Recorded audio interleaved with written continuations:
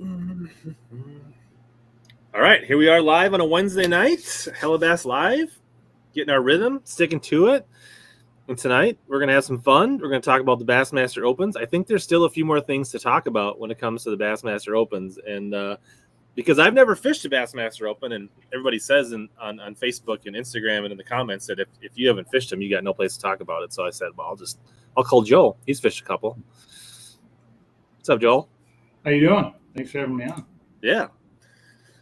So we had Joel and Greg on, maybe like a year and a half ago, a year ago? Yeah.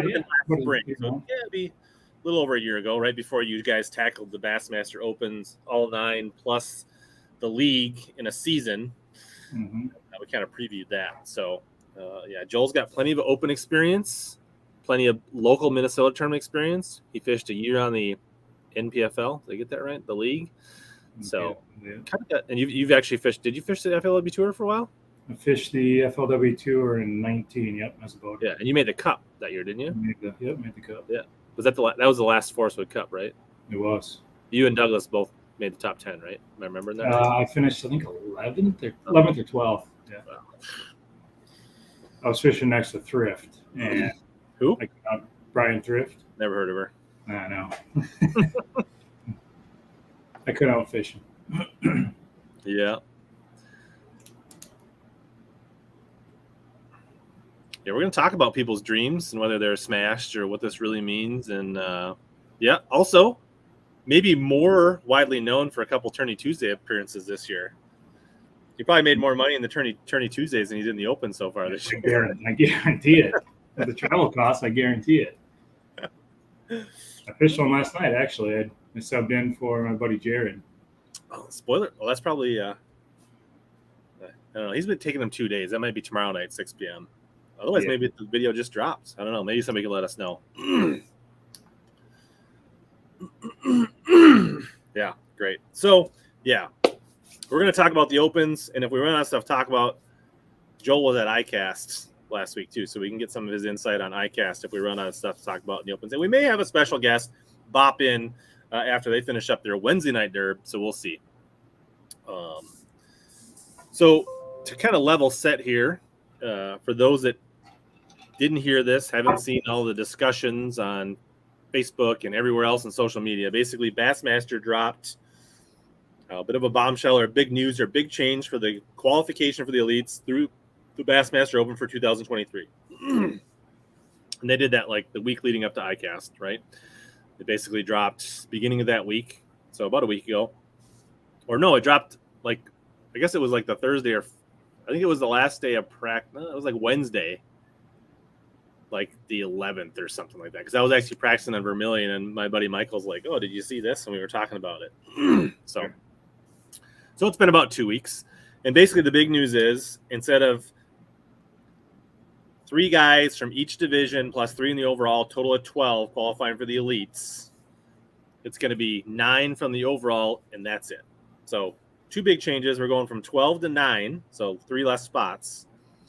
But no more can you fish 1 division, fish 3 tournaments, and make it. You have to fish all 9. So you basically have to fish darn near an elite schedule to make the elites, right? So you almost have to be a pro before you can become a pro. Does that make sense? Did I miss anything there, Joel, or did I pretty much? No, that's exactly it. You can still make the Bassmaster Classic through one of the, if you just fish one of the divisions, win a tournament, you can still make the Bassmaster Classic, but there is no elite qualification for the single division. Yeah. So you can still chase your dream and make a classic.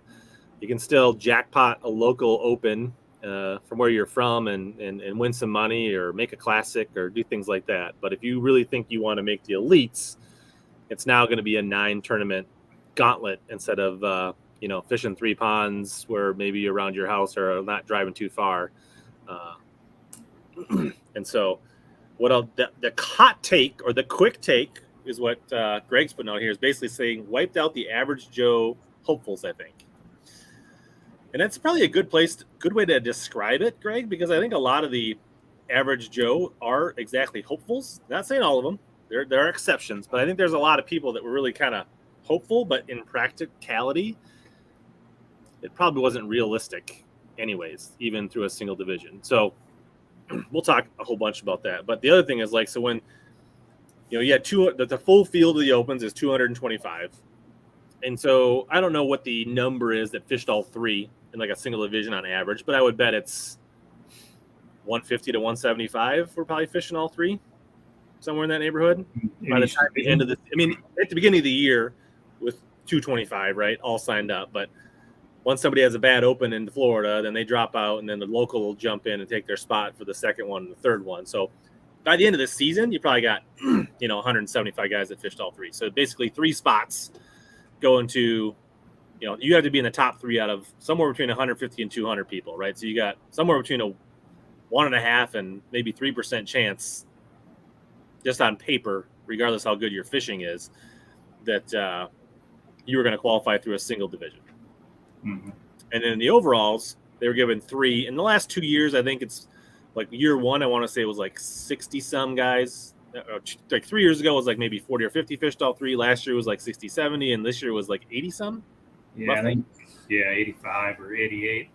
So fishing the all rounds, you're definitely better odds. And now going forward, right? I would guess the number's going to go up slightly that fish all of them. I don't think it's going to be 225, but I bet you'd be around 100-ish, maybe 125. I think they were, and this came out of the tournament director's mouth, Hank Weldon. He's expecting like 125 to 150 next year. So yeah, it's it'll be interesting. I mean, there's 80 guys this year, and there's a pile of guys on the waiting list just to get into a single division or just to fish all the Open. So it's one of those things where even though we have to fish all 9 to qualify, I think they're going to get the 125 to 150. And is it going to be easier to do it that way? I don't think so. I think it's going to be just as hard. Yeah, I mean, I still think the odds are better for somebody that, honestly, for somebody like yourself, Joel, that's got years of experience fishing at this level, who's putting in full seasons, whether it's on the NPFL, Toyotas, Opens, whether you've done a stint at the pro circuit or whatever, right? The people that have done that, they know how to travel. They know how to break down new waters. They know what it's like to travel. Those anglers are going to be in a better position because they're going to be fishing for 9 spots. And out of, let's say, 100 to 150, that's still better odds than 3 and 80, right? You're still percentage-wise. And if you're willing to stick with it through a few years, I think to say these anglers that are at that level, if they can dedicate, now that's not an easy task, right? Because you've already been at it for a few years. But if you can dedicate a couple of years, chances are somebody like yourself, Joel, or some of these other anglers that are in that mix, like Matt Pangrack and Brad Holman and Andrew Upshaw, some of the guys we know and talk about a lot, that if now that it's 9 out of, let's say, 100, chances are like you're going to put it together in a season. And the one thing about this in a 9 tournament series, right? Like one bad day where you had a GPS clock malfunction, or you had a battery problem and you showed up 3 minutes late, or you just had your trolling motor or you had engine problems and you fished by the ramp that day and you could only scrap together 8 pounds on a shaky head or whatever. Like that doesn't like completely destroy your chances like it does in a 3-fish format. You know what I mean? So I think that does help the the journeyman veteran anglers to some degree. Yeah, no, it definitely gives you a little bit of room to make a few errors. It's just, you still got to catch them. I mean, there's no doubt about that, but you can definitely have one bad tournament and still recover from it. Where if you're fishing only one division, 3 tournaments, you have one bad tournament, you're over. Well, even one mediocre tournament, you're done, right? Like, yeah. I mean, I think it's taken in like the average of the top 20. Right. Basically, yeah, you can put, on average, like 50, 60 points you can leave on the table, right? So like if you have to basically average a 15 to a top 20 in 3 events, that's typically what the number is to qualify through a single division, which means basically if you come out of the gate and you cash a check, 40th place out of 225 guys, feeling pretty good. Like I didn't make any money, but I covered most of my expenses. I'm in the mix, but actually you're barely hanging on at that point. You Yeah, basically got to that's top the the next couple. two. You know what I mean? Like you got to like top 10 out of 225 the next two, even if you finish 40th, most likely. Yep, no doubt. So I guess I didn't even ask you this, Joel. And what are your thoughts? Do you think this is good or bad? You Or know, what is your general take of this move or change? I mean, selfishly, I like it. I mean, I've been fishing all 9. I like it. I definitely see both sides of it. And, with me saying that, yeah, I like it and I'm fishing all 9, I mean, we'll see what happens next year. I mean, it's obviously super expensive to travel across the country and fish. And I mean, at the end of the day, if you don't take a top 10, you're not really making any money in these Bassmaster Opens. I just got back from Oneida a couple of weeks ago. I beat 90% of the field on Oneida, cashed a check, and I still lost money. It's so hard to. So it's so hard to. I'm treating this like a business. And this is where it's fishing all 9 of those is really you have to treat it as a business. It's not going to be for the guys that are just doing it as a hobby. So, and I think that's where Bass, when they made this decision, from what I understand, is kind of what they wanted. That's how they wanted to prepare the anglers that are getting into the Elite Series, which is why they did this. They wanted the anglers coming into the Elite Series to be as prepared as they can. And a guy who travels across the country, fishes all 9 opens, and qualifies that way, it's going to be a lot more prepared than a guy who drove 2 hours or 3 hours from his house, fished 3 tournaments, had 3 good events, and now he's jumping in head first into the elites. And is he ready to go across the country? Yeah, of course. There's going to be a lot of guys that are plenty good enough to go do it, and it's been proven. Obviously somebody like Bob Downey has went out and fished 3 tournaments, qualified, and is having very, very successful time on the elites. But I'm going to say that majority of the people that fish around their house, qualify, and then just jump headfirst into the elites against that caliber of fisherman. I mean, it's going to be a tough road to hold.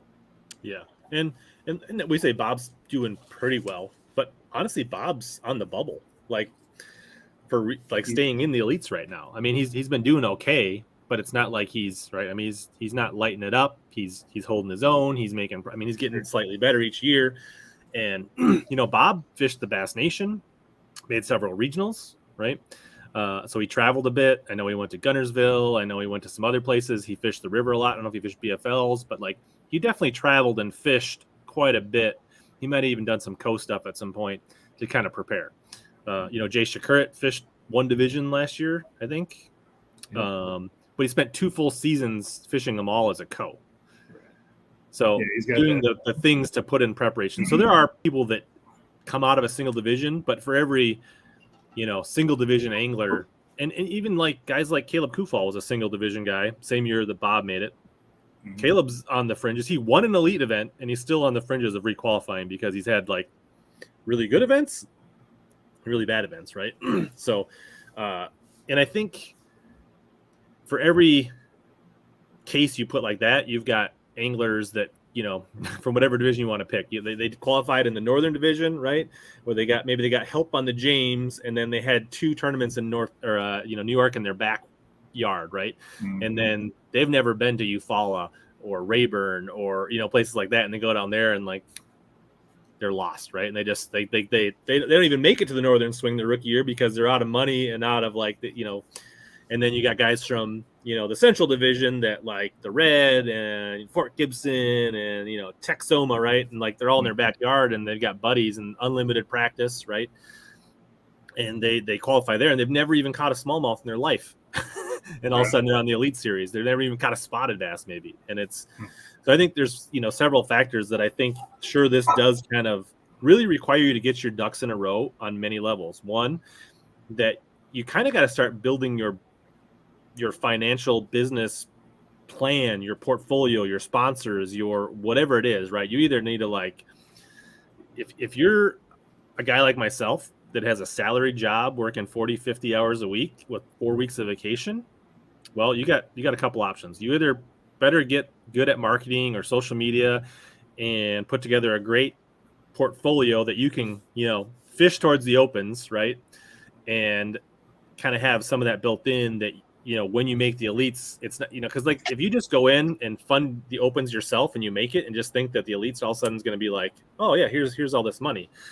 You're in a much better position, I think, like yourself, Joel, where you've got some decent sponsors that are helping you out.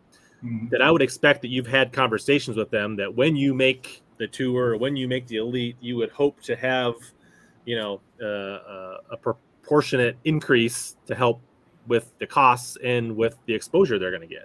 Right. So I think you got to put that, or you need to invest in real estate or become a contractor or a house flipper or whatever it is that allows you to be, you got to basically start your own business to become an entrepreneur in some facet to self-fund this or have money coming in where you don't have to be there swinging a hammer or typing on a keyboard. And that's the reality of it, is that this was never a get-rich scheme, quick, to the top for the average working man, even in the old system. Let's just be honest. Like, if I would have went and fished what Bob did, I would have had to have some real hard conversations if I thought I was going to fish the elites without having like this plan, right? So, I mean, it's like, let's say you're the greatest, let's say you got a 40-hour a week job and it's like, I went and played 3 good weeks for the Saints and now I want to go play for the Yankees when I'm done, right? Like, it's like, that's not how pro sports work, right? Like, and I would say that that's kind of the biggest thing too, is that, there's, with this change, I mean, obviously there's a lot of people that are complaining about it, and I totally get it. Guys that aren't able to either get off work or, financially aren't able to go fish all 9. Well, I mean, if you were to fish those 3 and make it, and you weren't financially set for it, I mean, I think that's a big misunderstanding for a lot of people, is that, people think that if you make the Elite Series that people are just going to open their pocketbooks and start handing out money. And man, I'm telling you, that is not the case at all. I mean, I travel with a bunch of elite guys that have been on the elites, guys that are currently on the elites. I've talked to a bunch of them, really good friends with a bunch of them. And I'm telling you, if that's what you think, that you just make the Elite Series and you're going to get tons of sponsors and they're just going to give you all the money in the world, that it is so far from the truth. So, and obviously Bass knows that. And, I think that the biggest reason they're doing this is to prepare people. They don't want to see people fail. They don't, there's been plenty of people that have gone on the elites, had a bad season, and can afford the next one. So just preparing everybody the best they can is, I think, really their main reasoning behind it. Yeah. And I think a lot of these people that are the keyboard warriors, and a lot of these people that had, and people that have jumped into the opens to try it, a lot of them you see that are like, oh, my dreams are crushed. These are not guys that most of them, there are exceptions, they are not dominating the local stuff. They are not winning BFLs. They are not, winning the Denny's Team of the Year. They are not, you know what I mean? It's like they got like a 3rd place in the Fishers and Men once, and all of a sudden they're fishing the opens and they're like, oh, I'm chasing my dream. And it's like, I don't know. Most of the people that are complaining aren't in a position, and you got to catch them. And I think that's somewhat has been lost in recent times. Is, I mean, even the guys talk about swindles and Browers and guys back in the day, but if you ever listen to them on podcasts and stuff, they talk about how they dominated their Tuesday nighters. Then they fished the local team circuit, and they won Team of the Year 3 years in a row and won a boat. And then they went and fished a regional circuit like the Jerry Ryan circuit down south, or whatever that big circuit they all fished, right? Or they were doing the Golden Blend, which became the Red Man. And they have this story about how they worked their way up, and they made money. They won boats. Right, there was a path. Now it seems like today people just want to jump in the opens and become an elite angler without fishing clubs, doing team tournaments, fishing BFLs. It's just they just think oh no, I'm pretty good. I can catch fish at home. I'm gonna become a pro. I don't know. I feel like there's just a huge gap. People just want to make this jump to think they're gonna, I don't know, Yeah, and it's I mean it's definitely a lot more than just going out and catching fish. I mean everybody that's fishing the opens right now can catch fish. Everybody knows how to use Let's not say electronic. everybody. Let's say most of them. Okay, well, majority of the guys that are out there can definitely. You ever heard of Lucas Bogosian? Yeah, I like fishing against him. But yeah, I mean it's more than just being on the water. I mean it's the traveling portion. I mean getting that's kind of one of the biggest things is just traveling and being able to get the right mindset and just understanding all that. I mean that's a huge part of it is just freeing your mind and being able to make sure everything where you're staying, all the traveling portion is dialed in, so you don't have to worry about anything except going to catch bass when you get out on the water. Yeah, and I don't know what that point was, but yeah, I think it's and I mean, and to Bass's credit, right?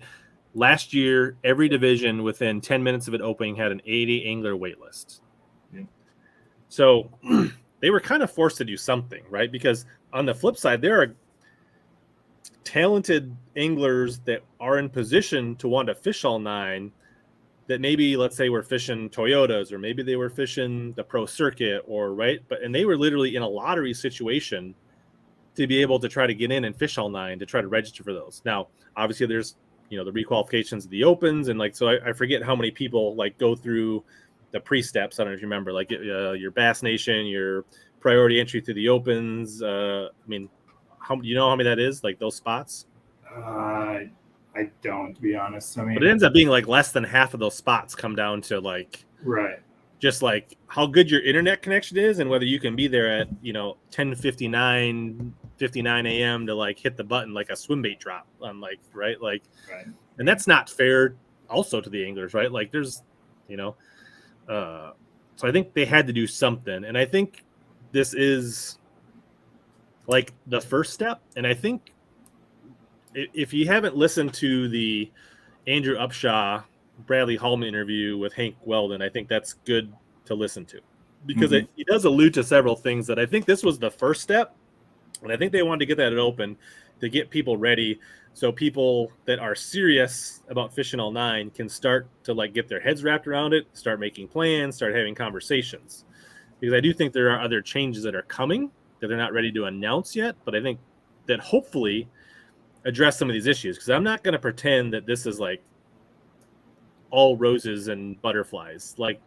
There are a lot of things wrong with the Bassmaster Opens and professional fishing in general, right? We're still fishing for each other's money for the most part, not me, but people fishing professionally, even locally, right? So it's never going to be a real professional sport until we're not totally dependent on entry fees, right? Because it's going to be really hard at the Opens, the Elites, the BPT, when we're relying on fishing for each other's money. So in the Opens, I think pretty much everyone would agree the Opens is the worst paying circuit on the planet. Yeah, it's literally even local team trails. The Opens is probably the worst paying circuit there is.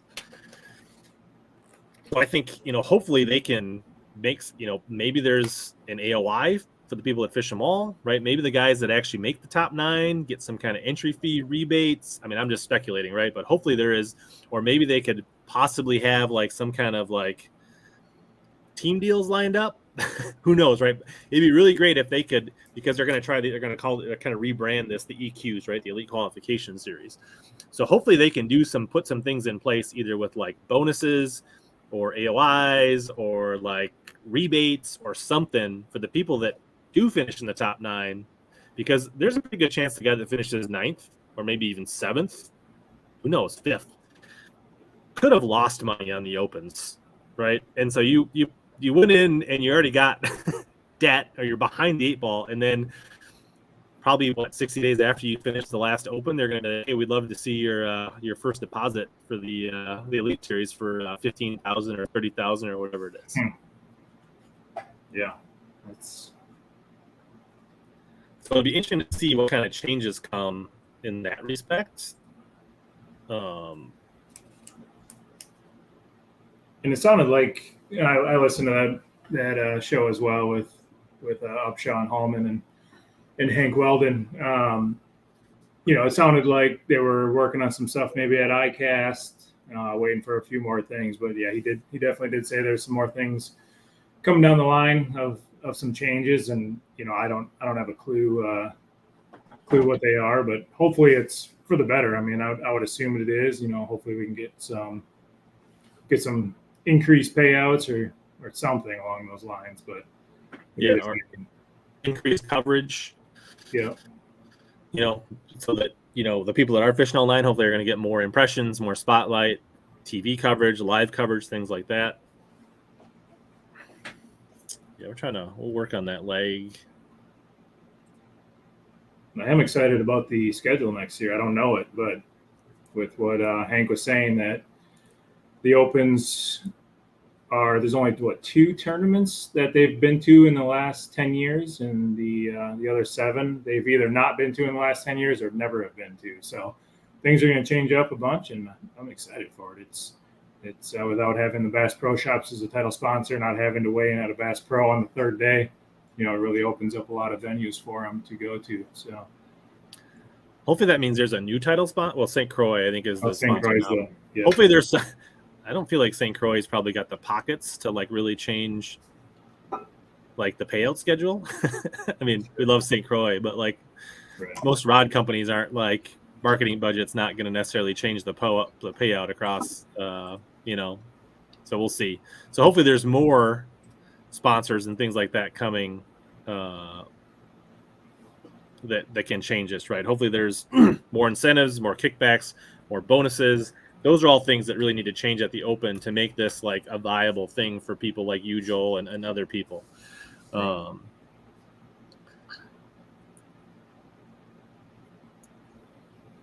and the other thing that I want to touch on, right? Like, I guess the other thing that I think needs to update a little bit is the off limits, right? I would assume you'd want to see something like, even if it's.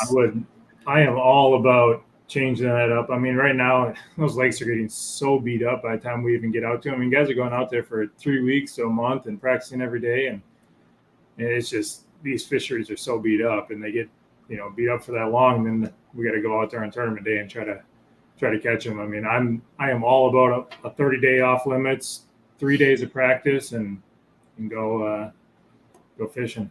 You know, I'd love to see that. That's how I do the best. When I went out to Oneida, I had 2 days of practice out there and went fishing. You know, I don't like a long practice because all it does is spread me out, and it's just, you know, everybody's different. But for me personally, I'd like to see a 30-day off limit and 3 days of practice. Yeah, I don't know what the magic number is, but you know, we believe now. Bass hasn't really said, other than like Hank alluded to it, is really to like prepare anglers for what they're going to face, right? And so unlimited practice does not prepare you for the elites, because in the elites you get 2.5, 2 3/4 days of practice and no information, right? So I think it could even be 4 or 5 days of practice with a week off limits. Like that would even be a huge step, right? We basically just want to eliminate the anglers that just camp there. Like they basically go from, right, the people that the Japanese anglers, no offense to them, are famous for this, right? They like literally go and camp and leave one event and go to the next one, set up shop and just fish every day until, right? So, and which is good. That's great for time on the water. And there's no reason the people that can do that and can be that much on the water is great. But like, you're going to have to go to the lake next door and fish for 20 days. And then you can show up and fish for 4 or 5 or 3 or whatever on the tournament lake. Right. So I think the no information rule is going to be hard to probably like really, you know, I don't think we're going to see a 30-day, like 3, like you would hope, that matches like the tour. Right. But I think they got to do something to get it down to where like you have basically 3 to 5 official days and then a week or 2 of off limits and, you know, a no info period during that final 2 to 3 weeks. I think they get enough guides, enough local anglers that I think that would severely, if they went much more than a week or 2, I think they'd have trouble filling the 225, because there's a lot of guys, because you know, again, with all 9, you're going to have a lot of guys that are going to fish a single division or jackpot a couple tournaments. And if these local guys can't fish, I mean, if we had a tournament on Tonka and it was off limits for 30 days, they wouldn't get that many people sign up because there's so many guys that want to fish all their Denny's and their Wednesday nighters and all their team leagues, right? So I mean, like, there's a balance that Bass needs to weigh on the economics, right? Makes sense. I guess I never really thought about it. I'm just thinking from Right. my personal standpoint of driving across the country to fish a lake that I'm not going to go to, but 3 or 4 days before it anyhow. So Yeah, the opens are wide open basically until what, the 2 or 3 days? Yeah, so typically the tournament's on a Thursday. Official practice starts on the Monday before, typically. So it's Monday, Tuesday. We get a half day Wednesday. So it's like 2.5 days of official practice, which is the no info rule. Right. So basically, the Sunday before a Thursday tournament, you can be out with a local, a guide, whatever, up until that point. Yeah. Hopefully, my connection a little better. For people watching, I tried to like adjust some stuff, so hopefully my connection a little better. All right. And I do think you're going to see. I think a few people talked about this here. Is I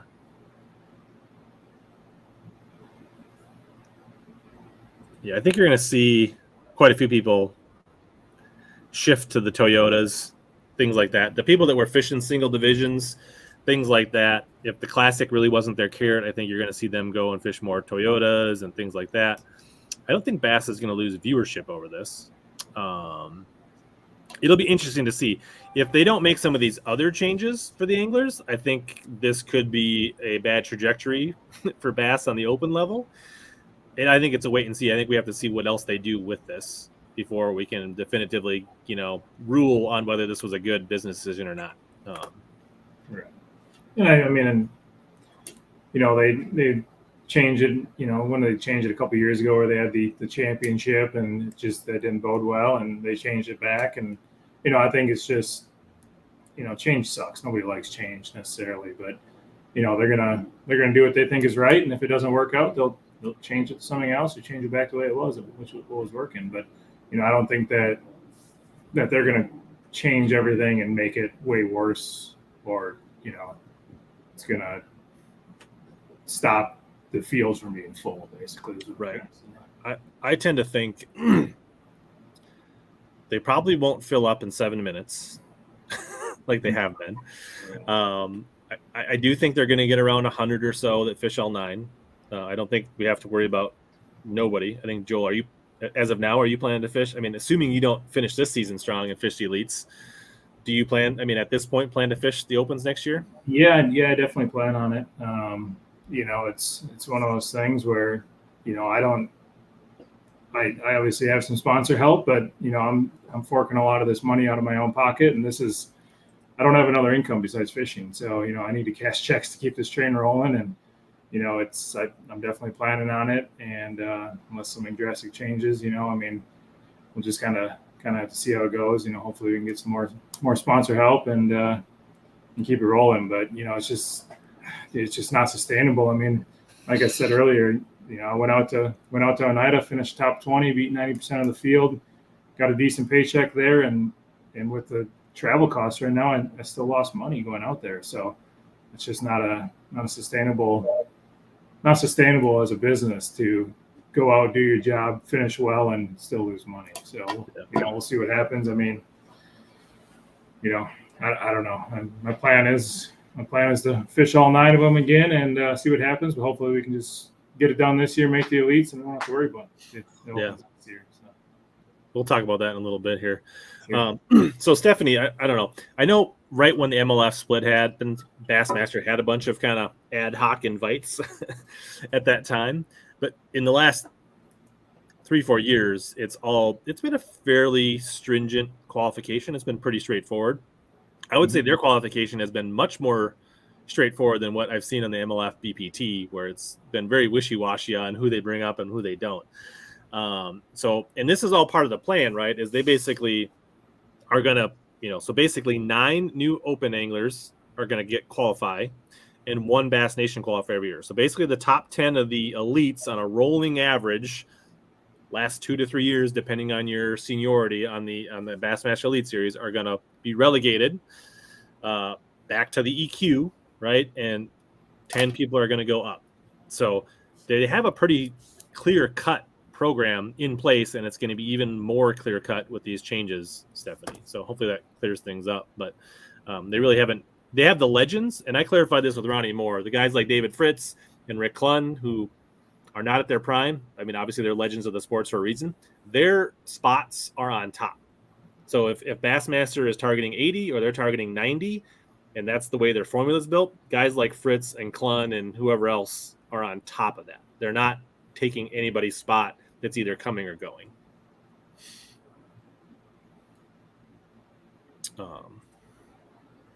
Yeah, so I guess we're going to talk. So, let's talk about how you're sitting, Joel. We're what, 5 out of 9 opens are done now? 5 out of 9. Yep, we got 4 left. So you've fished, was it 2 Southerns, 2 Northerns, and 1 Central? Yep. Look at that. Not just a hand. Yeah, I had to think about it. Yeah, we got 1 Northern, 2 Centrals, and a Southern. So how are we doing? So in the Northerns, you're sitting.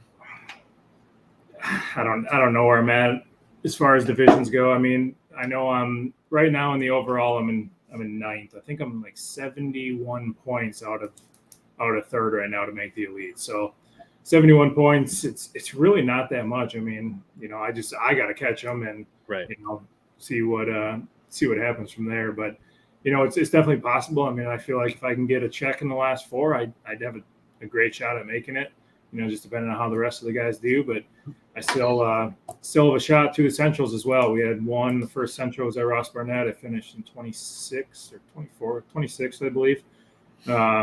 So you've got 2 Centrals left. We're going to Rayburn, which I've been there quite a few times. I've done really well there.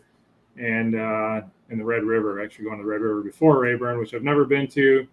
And I heard that if you just catch a limit there, you might win a tournament. So you can catch 15 bass, you might win. Yeah. So I don't know what to expect there, but excited to get down there, excited to get back on the road and go fishing and see what happens. Yeah, awesome. So that's cool. I did see a question here. What happened to Greg? Get burnt out. No, Greg just fished the Southerns this year. We fished 2 of those Southerns. There's one at the end of the year at Lake Harwell. He's kind of, I guess you could say, maybe kind of retiring from fishing. He's got 2 young kids that are, I think, 5 and 8, and they're getting into soccer and baseball and doing all that stuff. And it's just one of those things where he doesn't want to miss his kids growing up, miss all their games and that kind of stuff. So he's kind of stepping back from fishing a little bit and doing the family thing and coaching his kids in baseball and soccer and all that. And it's I guess, how can you blame him? So. Yeah, so at least dialing it back for a few years for sure. Yeah, I mean, it's just one of those things where if he wants to jump back in and go fishing again once his kids get a little bit older or whatever, that possibility is always there. So. Yeah. Eric, my understanding is that double qualifications current double qualifications go down the open list. I don't remember if they go for the overalls or they go. It's a little confusing. Overall, too. That was kind of a big thing last year, is that if there was double qualifications, they went down the list in the single division versus the overall, and I think they got a lot of flack on that. And I never understood it. Like, why would you put down the single division and not take care of the guys that are fishing all 9, right? So they did change that this year. So if there's a double qualification, they're going to go down the list in the overall versus the single division. Right. And I forget though, like let's say a Brandon Polnick, I don't even know if he's fishing him, but let's say he's second in the points in the Northerns. He's not fishing the Northerns. Ike Alley's fishing the Northerns. He's actually like 5th in the points in the Northerns. Let's say he finishes in the top 3. Do you know what happens there? Do they go down? I think that the Northerns, or does that go to the elite? And what they did last year is they took a spot from the elite. So the first person out of the elite qualification got back in points. They took that spot. Yeah. Now I guess honestly I don't know. I think that's how they're doing it again this year. but I'm not 100%. I'm pretty sure that's what they're doing. I know Kenta Kimura is maybe leading the points in the Northern Division. He's got to be. He took 2 top 10s, and then he's in the overall. He's right up there as well. He's in the top 5, I think. So if he double qualifies, I think that will take a spot from the overall, go down the list in the overall, and then his spot in the Northerns, I believe, will go to the first person out in the Elite Series. Interesting. Yeah, I don't think we're going to see a ton of elite guys fishing all 9 going forward, but we'll see. No, I don't think so. I mean, I think obviously a lot of the guys that don't re-qualify this year will be fishing all 9. Obviously. But it sounds like next year, all the spots, like they will give 9 spots away in the Opens. Yeah, that sounds like pretty concrete. Like whatever double, and if there's any double qualifications or anything like that, and I don't know if somebody refuses it, can't imagine many people fishing all 9 refusing. But you could have a freak thing, right, where you have a big life-changing event or something. But sure. It sounds like that's pretty concrete, and so that'll take care of some of this like wishy-washy. This goes here, this goes there, complicated. It's going to be pretty straightforward. Mm-hmm.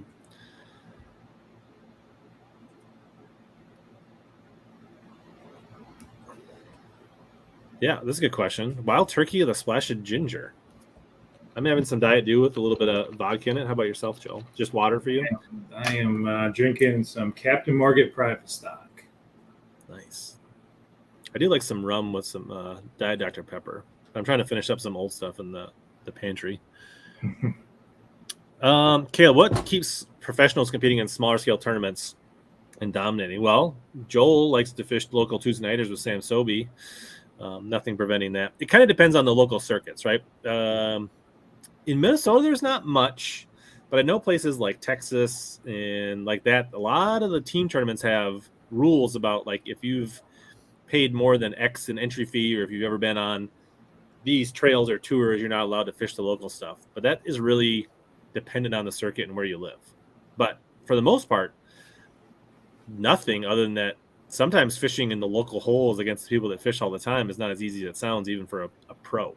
No, it's not. I was actually I think yesterday I just listened to one of Bass Talk Live. Matt Pangrack had a podcast with Josh Butler, and they were talking about that actually. And I think it was from a few weeks ago. But they, I mean, honestly, traveling across the country and being gone all the time, coming back to these local lakes, I don't ever really get to fish back home very much anymore. This year I got a little bit of break now, and I've been fishing a bunch around here. But, I mean, last night I fished a Tuesday nighter with another buddy, and it's a lake that I've never been to. I've never been on it in my life, and we just went out there and kind of winged it, and we ended up taking third last night. But, you know, for me to go out there and just dominate when these guys have been out there practicing for the past 3 days. I mean, they're locating these fish, and we just show up. Nowadays electronics and lake maps and all that is so good that people can find these fish, people can find these little secret spots, and to just go out and dominate. It's not as easy as you think. You got to put time on the water to find them and find the right fish. Yeah, I don't know. That's an interesting. We haven't really talked about Sprague. Maybe we'll talk about that later. But it'll be interesting because I think Poche is fishing all 9 opens, and I don't know how he's working that around the BPT schedule. But this is now. There's several BPT guys that are fishing 1 or 2 divisions, right. But this is almost certainly going to come down to that if there are MLF or BPT anglers that want to qualify for the elites, they're probably going to have to drop out of the BPT to do it first, because I'm guessing the way these two organizations work together, not so much, that they're going to definitely have hard conflicts on top of each other where it will be most likely impossible to fish all 9 opens and still fish the BPTs. So for somebody basically that's what Prosnick did when he requalified, right? He basically dropped out of the BPTs, and it took him 2 years. I think the first year he didn't do great. The second year he dominated. I think he won the points, right? Or pretty close. I think those dipping their toes in both pools are going to have a hard time doing that with this change. Yeah, Poche is definitely doing it. I know Zach Bird started out the year planning on fishing all 9 opens and the BPT, and I don't believe he's fishing the opens anymore. I think it just got to be too much, or I don't know what happened, but I don't think it was at the last couple opens. But I think there was a conflict on. I think he made the final day on the BPT and would have missed the first day on one of the Opens, so it just didn't work out. But it's one of those things where I think you're gonna almost have to pick one or the other, depending on the schedules. Here's your chance, Thursday night or tomorrow night at Prior Lake. Oh my gosh, I'd love to. I've actually thought about that. I'm headed to Iowa tomorrow afternoon, but I'm going to, and I think the next 3 weeks I'm free on Thursday night, so I'm gonna hit Let me know if you want. I'll come fish one with you. We should. Yeah, I'm totally down. I guess I don't even know what time they take off or where they're taking off. Dan, send us a DM. Let us know where we got to be and what time. I'm actually going to fish a little open on Friday night on Marion. Really? Yeah.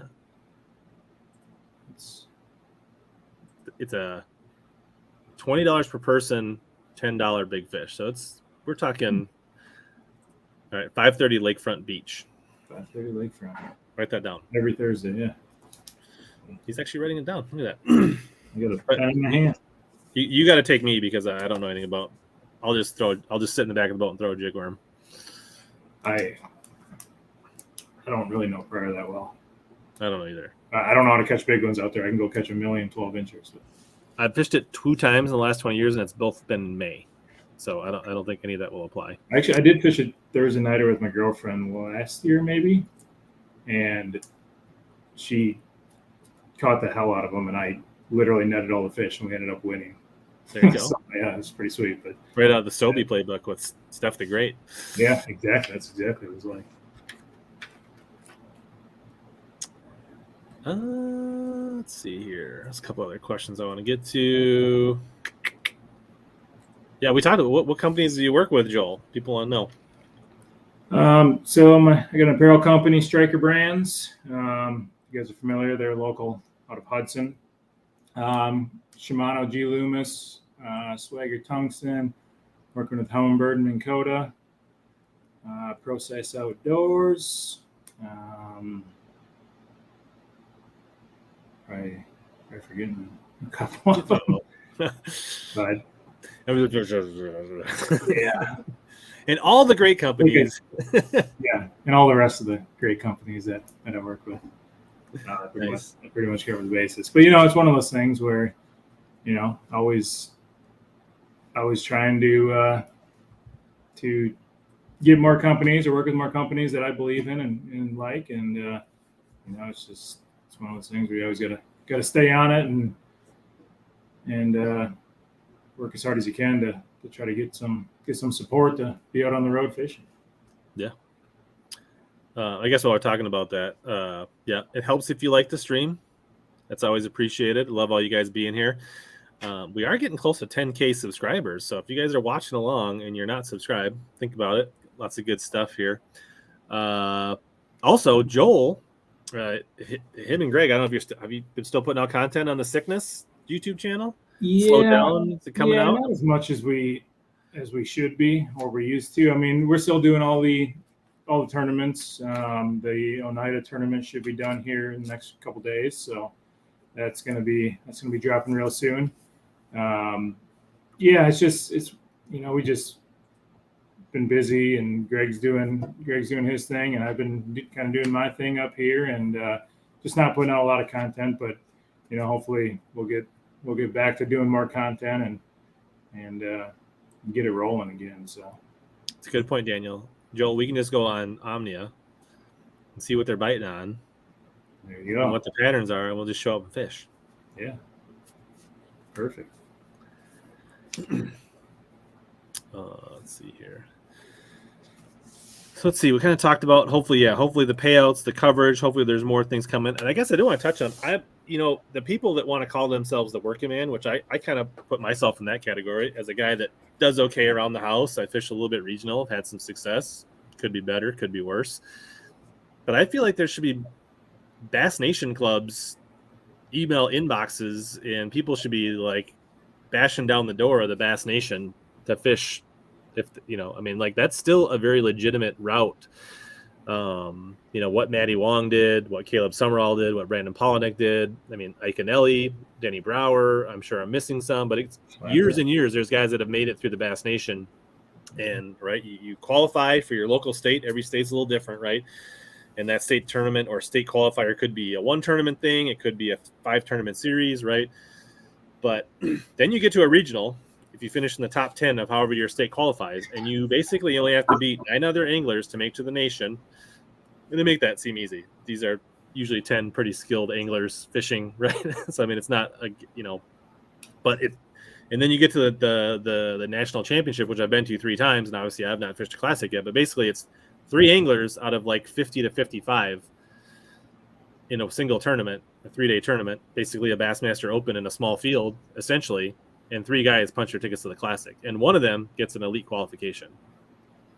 So that is very, very doable for the working man, and that is a legitimate. And then the great thing is, right, is that they set you up, unlike the way the Opens have been. Now, maybe this will change going forward, right?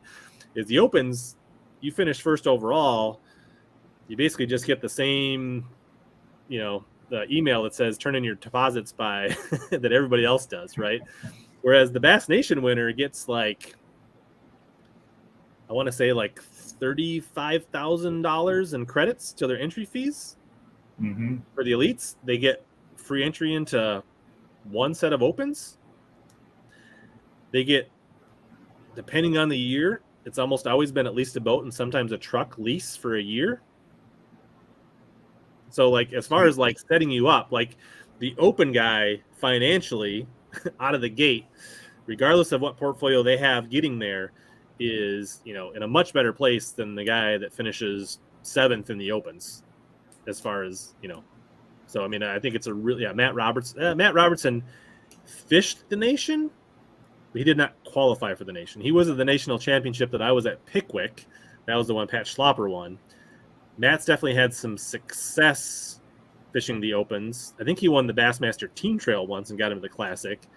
But he's done well in the nation, but he didn't qualify. But there are a lot of, you know, Albert Collins from Texas. There's a lot of guys that have fished the nation and have done well, and some of them have turned down the elite that didn't take it. Yes, Brian Kirschel. Yep, that was before the split, but yes, that's the Bass Nation National Championship Award is named after Brian Kirschel. So I mean, really, if you're serious and you have the dream, right? Like, that's really what the working man or woman should really be focused on, especially what you could be fishing. Well, like if you're serious about, you know, what I talked about earlier about like building out your lifestyle, you know, reducing your overhead, setting up your professional life so that you can have, you know, income that's not directly tied to your hours spent, right? However you want to do that.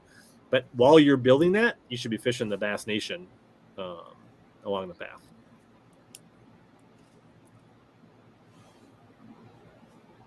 So just want to get that out there. I'll keep beating that drum. I mean, all you have to do is beat a couple of schlumps like me a couple times a year, and you're well on your way. It's that easy.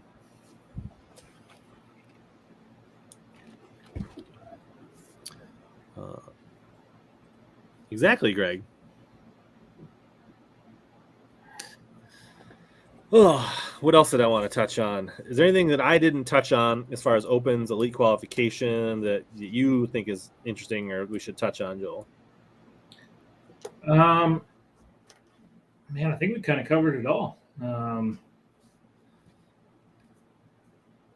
Yeah, I mean, it's one of those things where it's change, and you know, you got to take it for what it is. And you know, I like the change personally. Just, you know, selfishly, I like it just because I am fishing all 9. But I 100% see it from both sides. You know, I mean, it's just it's one of those things that we just got to take what we're given and drive on. And I'm definitely excited to see what other changes are going to be coming down here real soon. Hopefully, we'll hear them sooner or later. Yeah, I totally agree. Like, I think this was a necessary step. And I think as long as they back it up with other incremental improvements, this will be a good thing in the long run. And it's a necessary step to go back to the point of me, like if we're really going to build out professional bass fishing to be a true professional sport, these are the kind of steps that need to be in place. And yes, this does eliminate some people fishing 3 tournaments because they got 4 weeks of vacation and making the elites. But like we said, that's not really realistic. And to elevate bass fishing to where it needs to be, where we're not playing for each other's money, these are the kind of hard steps we need to make. And yes, that means that you can't go from being a plumber or an accountant or a packaging consultant like myself and fish 3 tournaments and become a pro. Yes, but no other pro sport can you do that.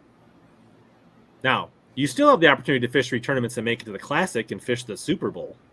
So that's still there, right? And if you win the Classic, I think they probably figure out a way to get you in the elites. So I was going to say that earlier. If you win the Classic, I think you might. I think that comes with elite qualification if you win the Classic. I'm not sure, but so that's the thing. Is like to legitimize the sport and to get to where we need to be. There shouldn't be an easy button to fish in 3 tournaments to get to the top level. That's just reality. Now, hopefully, the industry can support this and make the changes and make it more viable. And I think ultimately what Bass is trying to do or make the steps to is basically you kind of got like for a long time, the MLF, FLW, right, pro circuit and the elites were considered on par, right? And then the BPT came and pushed the pro circuit down, but there's still probably a feeling that like the opens, the pro circuit, and then, right? So I think Bass is trying to basically push the opens up to be even with the pro circuit, right? Now, what we're missing is we don't have a BFL or anything like that feeding into the opens at this point, which I think would be nice. I'm kind of sad they went away with the weekend series for Bassmasters, but I think this is the necessary steps. And I think the pieces we're missing is making financially viable the opens as a place where you can not go into huge debt and at least stay afloat at the opens and make, at least feed your family and make like a minimum wage income by fishing in the opens if you're moderately successful versus just getting buried in debt. So,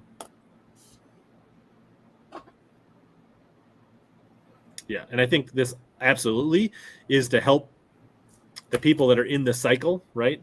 When they drop from the elites, that this EQ is a better landing spot to get back in there. So I think as this matures, you're going to see, I don't want to name names, but guys that are maybe not your top tier in their first 2 years. I mean, a guy like Caleb Kufal, right? He might be a great example. I don't know exactly where he is, but I'm guessing he's somewhere near the bubble of getting dropped after 2 or 3 years. And he's won an elite series, right? But he may bop down and have to fish opens for 1 or 2 years to get back up. And then maybe by that time he's like, and then when he goes back in the second time, maybe then he's a guy that contends for a Classic consistently. I'm not sure. But I do think that is part of what Bass is trying to create here is a more responsible, more strict system so the people that get there are more ready. And when people fall out, there's a clear path to get back in. And hopefully the finances catch up to this to where it doesn't, bankrupt people doing it. Mm-hmm. Right, exactly. And if we don't get outside money and things like that, it's never going to be a true professional sport. Yeah, it'd be great to be golf, right? Where guys that like you've never heard of that just barely make cuts and are on the fringe of championships are still making like $500,000 a year. And because I want to say like you make a cut in golf, right? Like guys you never even hear of, right? That like don't even make the final day. They're still making like $100,000 per tournament or something crazy like that. I don't even know, but like.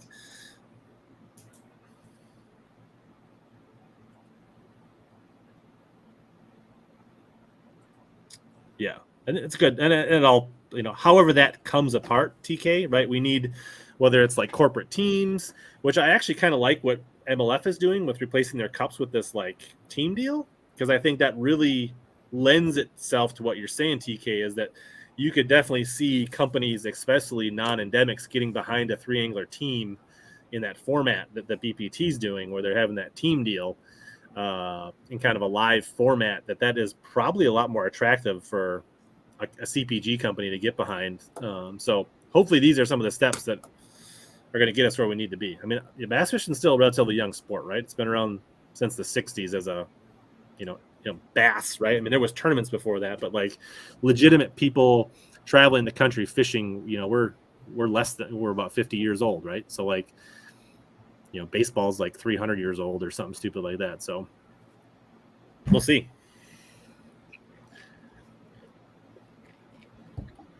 I always thought that'd be cool to kind of turn it into kind of how NASCAR is or the racing. You got race teams. They're giving them the race cars. They're going out and getting paid to go race those cars around. Why can't we do it with fishing? This is a great point. Yeah. Somebody start sending truckloads of bass fry to the desert in the Middle East. Let's get the Saudis hooked on bass fishing, and that is our easy ticket to the gravy train. I like your thinking, Colby. Yeah, so the bass, you can still make the classic through the college series. But yes, I don't know that it makes it more difficult for college guys to get noticed. I don't know if that's true or not. I don't know if I agree with that.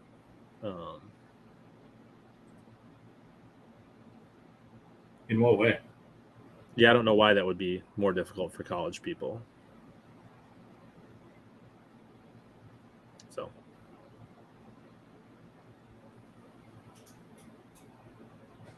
Harder for basketball. Yeah, I mean, but the thing is, at college, the level of sponsorship required is not right. There's no big entry fees.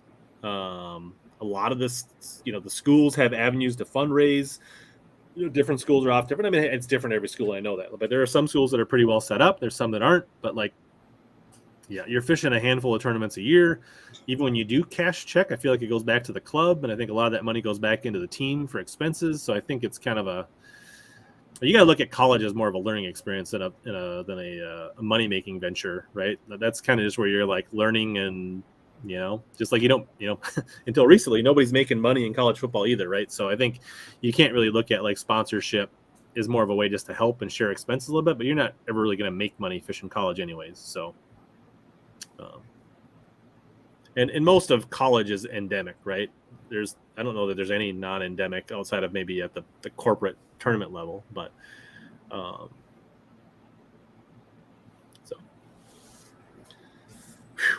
well, we're right about an hour. I think we've pretty much covered everything there is to cover. Yeah, we need some Mega Millionaires. Yeah.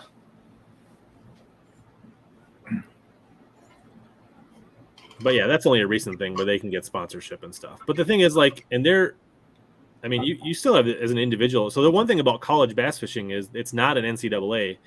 So I don't think there's anything preventing you legally, right, from making money. So if you're a good enough angler and you have a good enough social presence and you have a media or content creation or Instagram or YouTube, the college platform, you can definitely work with companies individually. Whereas like for a long time, college athletes couldn't, or you'd be breaking rules. So I guess, there's both sides of the coin.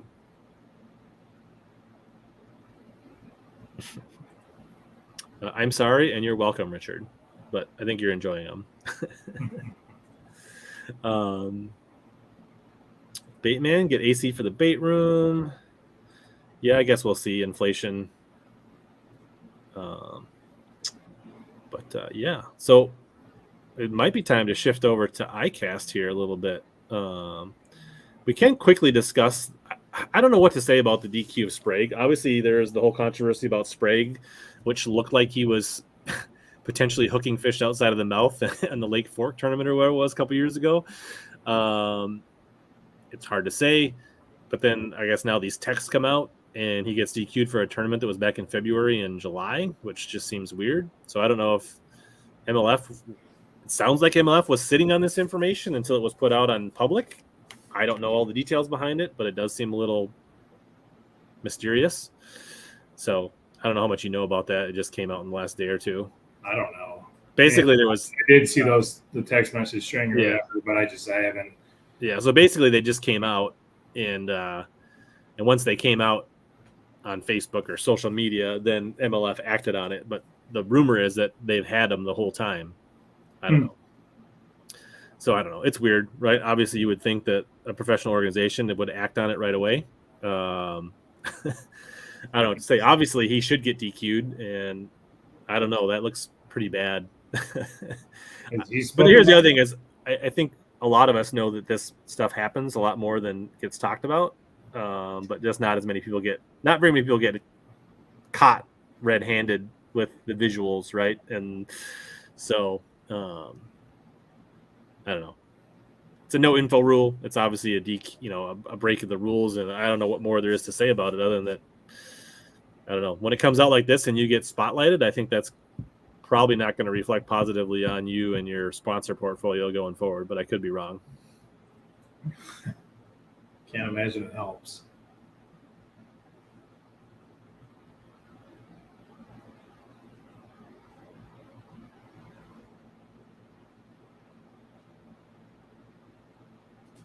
Yeah. So, yeah, I think if you have a second, Joel, I'm going to answer the question. But why don't you start telling us about ICAST? I'm going to go to a quick bio break, and I'll be right back. Okay.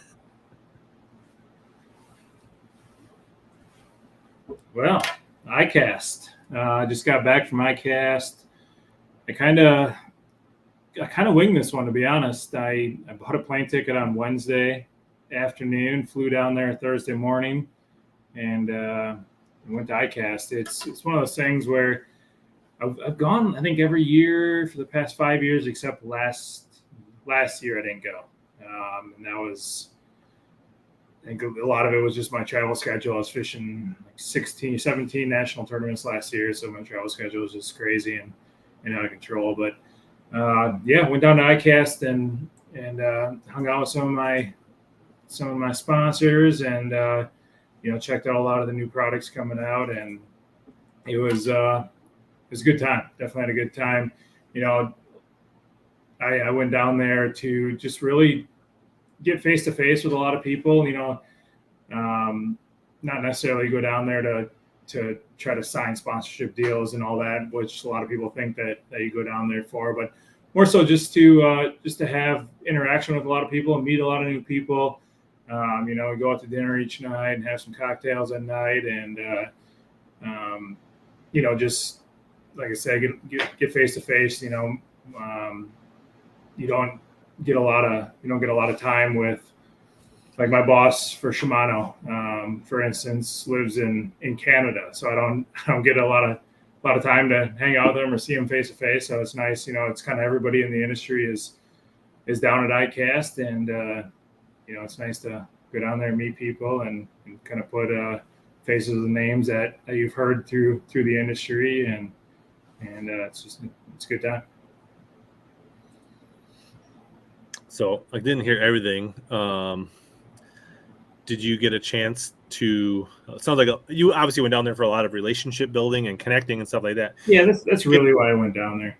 Did you get to walk around and look at any new baits or anything like that, or look at cool stuff? I did walk around the show. Honestly, the new product showcase, I did a real quick lap through it. I forget I was in the middle of something, but I just did a real quick lap. They got kind of basically a gated off section with all the new product showcase, and I just did a real quick lap. I didn't spend as much time in there as I probably should have, looking at a lot of stuff. But yeah, I went down there, hung out with some of my sponsors, and met a bunch of new people, and just had a lot of interaction, and had some good dinners and a lot of cocktails, and it's a good time. Nice. Yeah. What was the coolest person you met down there? Who's the coolest person? Oh, man.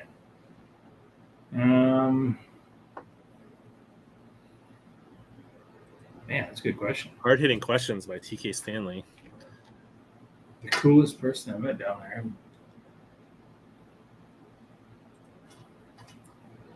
Maybe Mercer. Mercer was pretty cool. Nice. I know Mercer for a little bit. I've met him before, but he's a pretty cool cat. Nice. So do you think ICAST should be open to the public?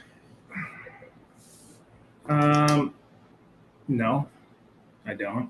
I mean, just for what it is. I mean, it's it's a trade show to release new product, and for vendors basically to be introduced to different companies to sell their product. I mean, it's not necessarily something that you're not going there to buy stuff, I should say. Right. You know, it's there's nothing that you can just go there and open your wallet and buy stuff. I mean, that's it's kind of like the Bassmaster Classic. I mean, obviously that's open to the public. You go there, they have the big show there. You buy stuff and all that, and they release new products there as well. But ICAST is really a whole different ballgame. Yeah, ICAST is a trade show. The Classic is an expo. I don't know what else to say. A trade show is not open to the public. It doesn't matter if it's fishing or electronics trade shows, things like that. Like they're trade shows. They're for the trades. They're for people in the profession, not for the public. Did you see the Zaldane swim bait? I did not. I mean, I probably saw it. I didn't take it. It's the Bass Mafia Mag Draft 2.0. Right. Yeah, I haven't. Like I said, I did a real quick lap around there, and I was talking to a lot of people, and just it goes by so quick when you're there. So you didn't did you get your hands on the slobber knocker? I did not. Do you know what the slobber knocker is, Joel? I've heard of it. It's the Berkeley bladed jig. But. Okay, I did know that actually, but no, I didn't get my hands on it. Ryan, I guess the closest thing to the Bass Opens would be the Toyota series in the MLF. Let's see what else we got here.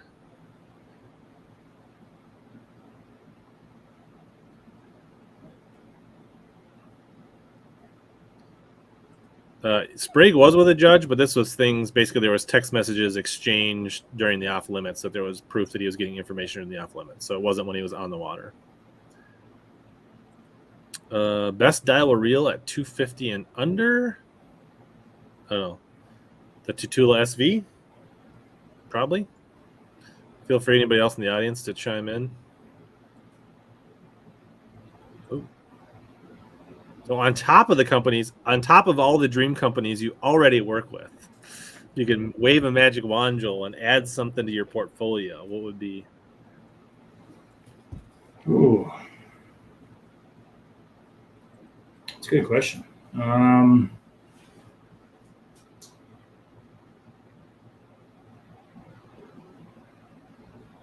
Man, that's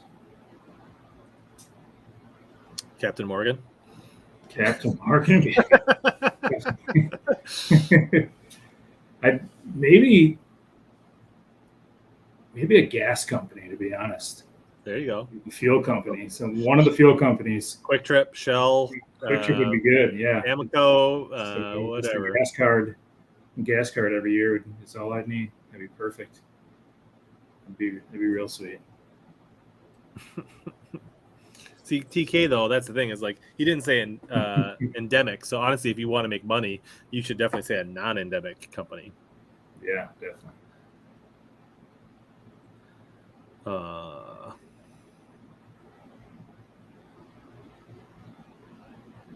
Yeah, is there any one major takeaway, whether it's like lures, baits, learning about something, relationships? You can't get into specifics, but is there anything like I don't know, what was your big takeaway, or one thing that was the most valuable piece of information or transaction or something from ICAST?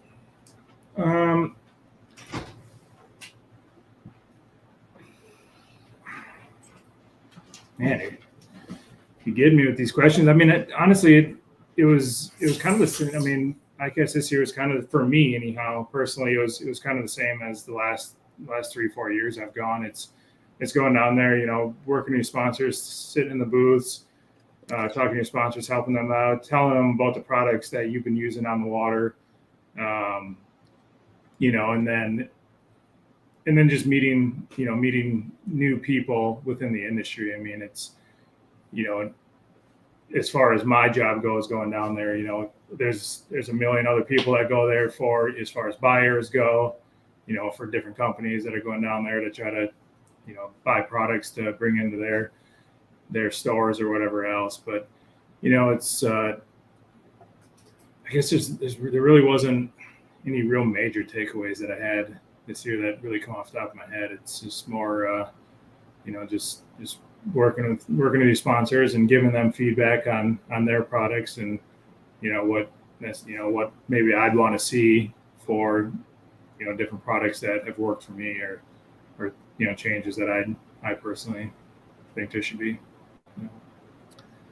Yeah. So as long as I remember, I mean, pro fishermen, pro anglers have been at ICAST. I think you get retailers, you get distributors, you get actually manufacturers, distributors, and then you get I guess anglers and media people is kind of basically the mix you have there. And I think the pro anglers end up working the booths a lot to help the manufacturers tell the story and give the credibility when they're talking to the media and the buyers and the retail outlets, right? So like you basically work on behalf of the companies that are the manufacturers, and then also gives you the chance to network and kind of that kind of stuff. So it kind of gives a one-stop shop for where Joel can work and kind of talk with all of his companies he works with in one place, face to face, versus obviously not all of your companies are local, right? So you may not be able to do that. And then it gives kind of a one-stop shop for the media and the retail to all come together in kind of a big collaboration and get a bunch of work done and a bunch of media and a bunch of transactions and a bunch of conversations done that don't really need to be clouded with the public, I guess. So Mm-hmm.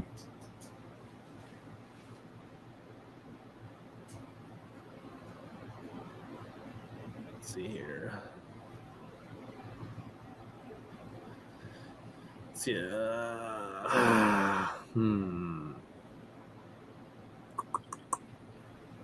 Is there any new stuff any of the companies you're working with coming out of ICAST that you're excited about that that was released? Yeah, Shimano came out with a couple new spinning reels.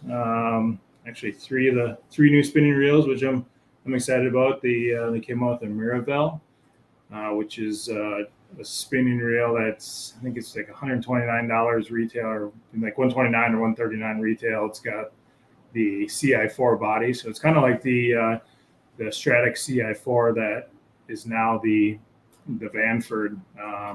Excited about that one. They came out with a new Stella as well. That's real. That's their flagship. It's real top of the line, but that's a real sweet reel. Humminbird came out with the new Mega Live Target lock. Yep, which is real sweet. I actually don't have one yet. Should have one soon, I hope. I was actually out fishing today, and the wind was blowing pretty good out there, and I was spot locked looking at my Mega Live. I actually found a little brush pile, and my trolling motor kept moving around. I could see fish in there, and I was like, man, I really wish I had that target lock right now. So that should be real sweet. I'm excited to get that. So you haven't used it yet?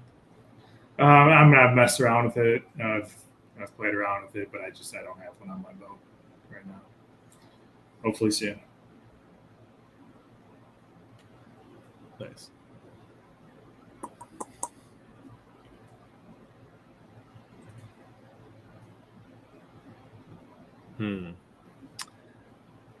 I think if I was independently wealthy, I would tournament fish. Because I think if you don't have to worry about the money, then it would be fun fishing. Oh. I don't know. I would. I for sure would I'd go tournament fishing. That's what gets me through, man. That cures my competitive nature. I'm so dang competitive that I just love tournament fishing. I love the blast off, and I love every part of it. Yeah, it doesn't even matter. Like if it's a club tournament, a weeknight thing, like, like it's fun. I don't know, the decision making and all that stuff.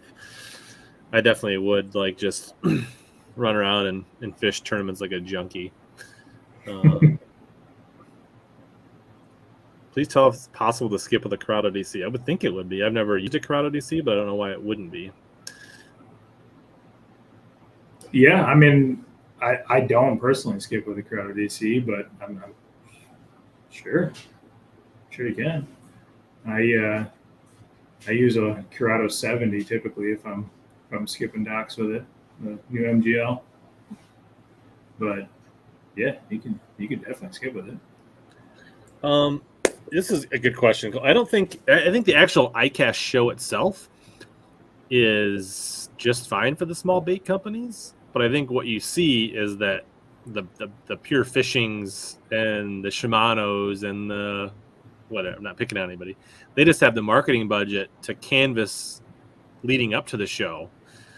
That's really where they make their advantage. So I think there is an opportunity for small bait companies, and I think I can't think of any off the top of my head, but I think they just have to be creative and work hard and social media and I just these small bait companies don't have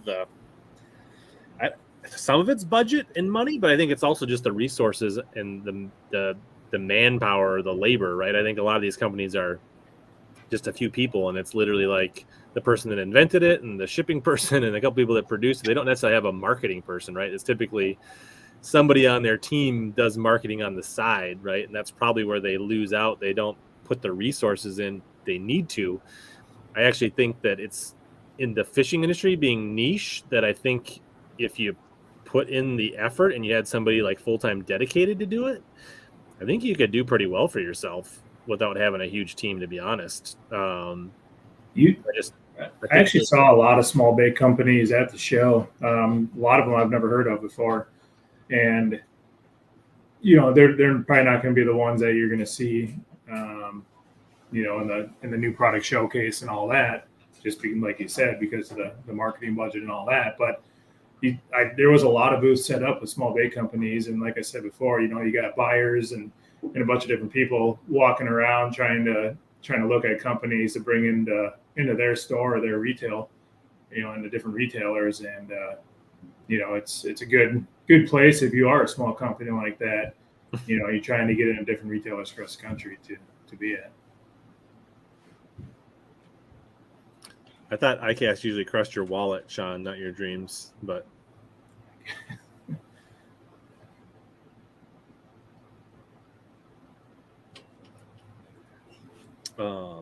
let's maybe flip over here. Let's look at a couple of the winner. I should, before we forget, shout out to Arsenal Fishing supporting the stream. They're still working on their site. It's still under construction. It's up. The store's not working. So if you guys really want something from Arsenal, you can just DM them on Instagram or Facebook. But it's taking them longer to get their site up. Speaking of small company problems, but let me just flip up the category winners here. We'll just so Cooler won Best of Show. I guess this is it's got a good story. This guy and his buddy who started this cooler company, his buddy was one of the people that was a casualty of that Aldine concert in Vegas. And then he took his buddy's dream and finished it. So I guess that's the story behind this cooler company. I honestly was fishing most of ICAST week, and I really haven't been plugged in and doing a lot of editing. So I haven't really looked at all this stuff. But Heho, new sunglass company. I feel like I tried some on at Omnia. I thought they were pretty decent. I haven't worn them, but seemed decent. Looks like AFCO dominated the apparel and Sims, which is not surprising. That's I think you're seeing there's a lot of good companies, including Stryker, that make really good apparel products, but I think the AFCO and Sims budgets keep them out of the winner circle and the voting for a lot of these things. We talked about the target lock, which for those who don't know, that's the new system that basically gives you the ability to manually or automatically independently control your live target away from your spot lock on your Ultrex in a nutshell, right? Yep. And I can only imagine how much milfoil it catches when you're trying to flip grass. But I think there's a quick release, or you can pick it up pretty quick. Yeah, does this thing automatically go up and down? Can you raise it and lower it? Yeah, I think there's a quick release that you can go up or down. That reminds me, I need to order some Solix knobs for my 360. Yeah. Note to self. I keep forgetting that.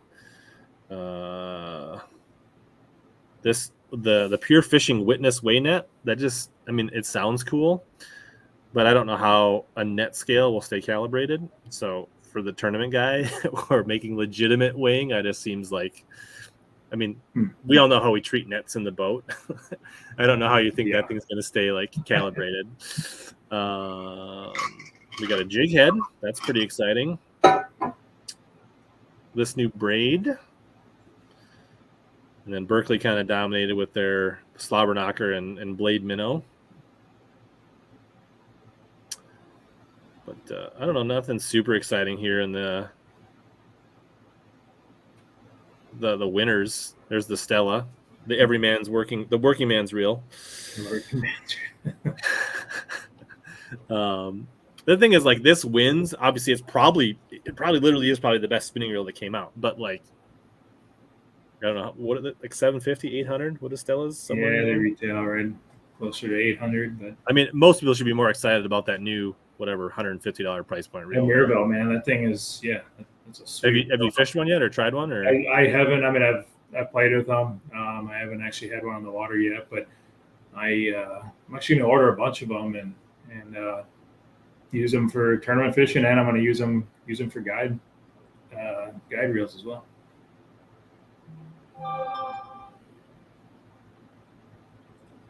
Yeah, YouTube Cuz doing well in fancy fishing.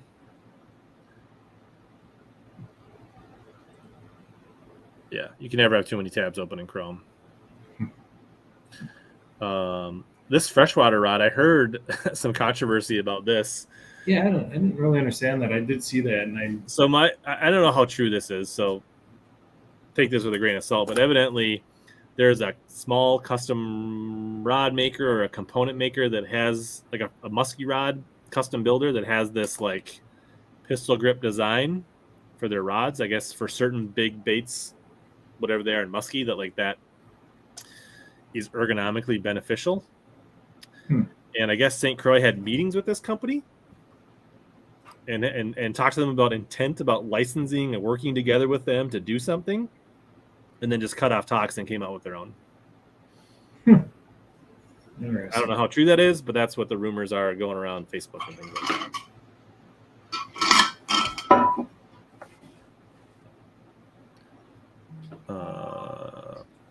Who's an expert at reading Helix 10 side scan? I want to do some private lessons.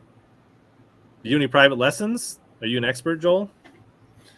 I look at my graphs a lot. I could definitely help you out, Richard. Where's he located? Yeah. So I would say reach out to myself or Joel. I'm not saying I'm an expert, but I could probably help you find somebody where you live. And Joel travels all over the country. So, yeah, look one of us up, and I could probably help you find somebody, Richard. The crab would be a good chatterbait trailer. This thing? Yeah. I could see that. Maybe. Depends how big that the body part is, but blade minnow or a small swim bait? I mean, I do like the Arsenal tactical minnow, which is technically a swim bait, but it's such a small paddle tail.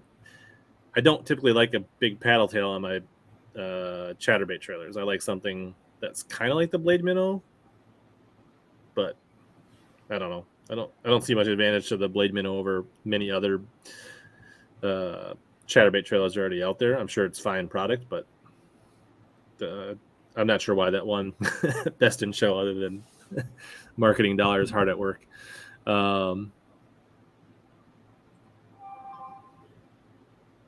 We just did TK, I think.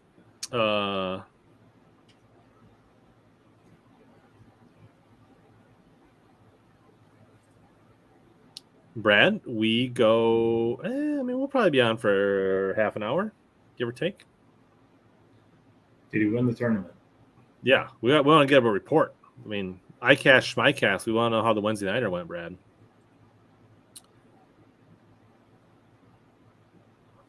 Oh, I guess I got a DM from TK. Maybe that'll be a whole nother topic. Near Santee Cooper, 45 minutes away. You got any opens down that way coming up? You have to go back to the Southeast. I'll be at. Is there a Hartwell open still? Yeah, Hartwell. There you go. I'll be at Hartwell.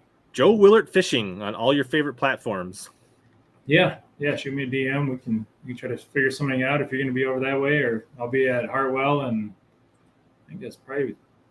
I don't know where. Yeah, I don't think Maryland is very close to Santee. Chesapeake. Yeah, Upper Chesapeake. I think it's a little ways.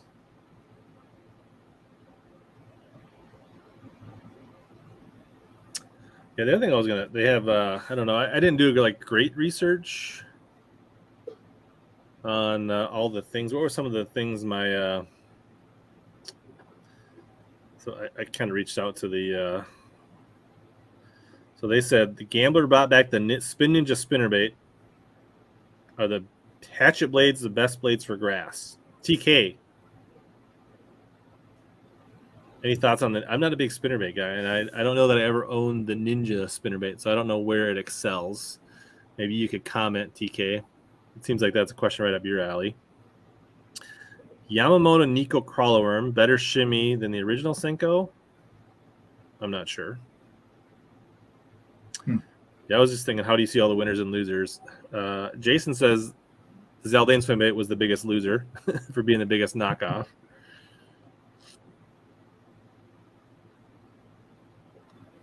Adam had all kinds of stuff. He thought the River Sea Wake was released immediately after ICAST through Tactical Bassin, which if you're Tactical Bassin, you're big enough to do that yourself. You don't need ICAST.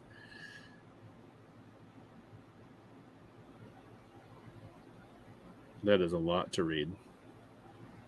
And then Duffy says, new SLX rods. Have you fished any of the SLX rods? Not the new ones. I've fished the older or the last model, and they were nice. But yeah, they definitely made some improvements to them, and they're nice. I've heard a lot of feedback from a lot of people that have fished them, and they're heard a lot of good. So yeah, the new Tool XT. I know Punch Fishing's doing a bunch of that. I know Omnia already sold all the ones they got in. The Maravel, that's probably something I'll check out. Pretty interested in that reel. Shimano, you use any of the Shimano hard baits, Joel? I've used some of their World Popper guy. Yeah, I've used the World Popper, the World Minnow. I've used a few of the crankbaits. Yeah, I mean, I've used a handful of them, but I haven't got my hands on the new Arma joint yet, the swim bait, but excited to get that. And I'm not a huge swim bait guy, and I don't crank very much either, to be honest. Yeah. Yeah, I don't think the DT6 that I occasionally throw makes me a cranker. Right? Yeah, exactly. I've tried to pull out a crankbait here just to switch it up, and I just don't crank. I don't know much about the Arc Gravity reels. I do think the Chunky D and the Magic Worm are a couple of nice looking soft plastics from Missile, and Chunky D definitely wins like best in show name for new baits, for sure. A couple of new things from Strike King. That Scone Bug, I really feel like that's like halfway between a Rage Bug and a Menace Scrub, but I don't know that I need something between those two. And then Big Bites had all their sensation stuff, which is kind of like their answer to Maxent to some degree. Right. I don't know. I haven't seen them. But overall, I like a lot of the Big Bait stuff. They have some good stuff. So. Otherwise, they got like this whole thing. So, is this last year? Oh, yeah. Bad list. This is last year's. So, I don't know. Like, they do a really good job of like showcasing a lot of the new stuff, but it's hard to like pinpoint a good list to see all the stuff that actually, because like there's so much more stuff that comes out at the show that doesn't show up in the preview articles. So, I didn't spend a lot of time like finding and researching all the best stuff. I mean, Tackle Warehouse, there's their pre-releases, but it's just the stuff they carry. So, are you the only person that didn't get COVID at ICAST? True or false? That might be true. Actually, I haven't talked to. I talked to one guy today that got it. yeah, feel very fortunate I didn't get it because we were around a lot of people, and there was a lot of people at the show, and there was a lot of people at the after parties for sure that were real close. So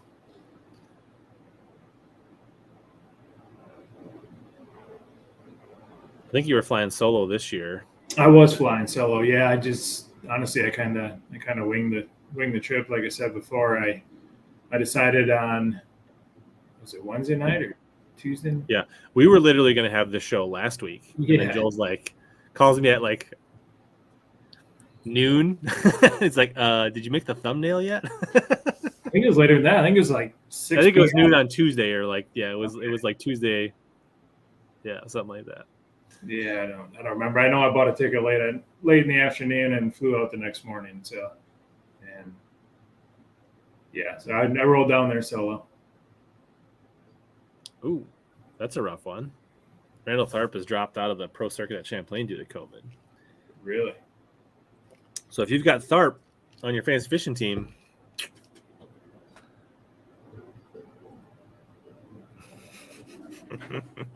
I suppose that is worthy in itself. Good point, AJ. I don't know if there's a great single source. And then Joel didn't look at anything. Brad told me he had some good stories from ICAST. I don't know if any of them had anything to do with fishing or tackle or gear.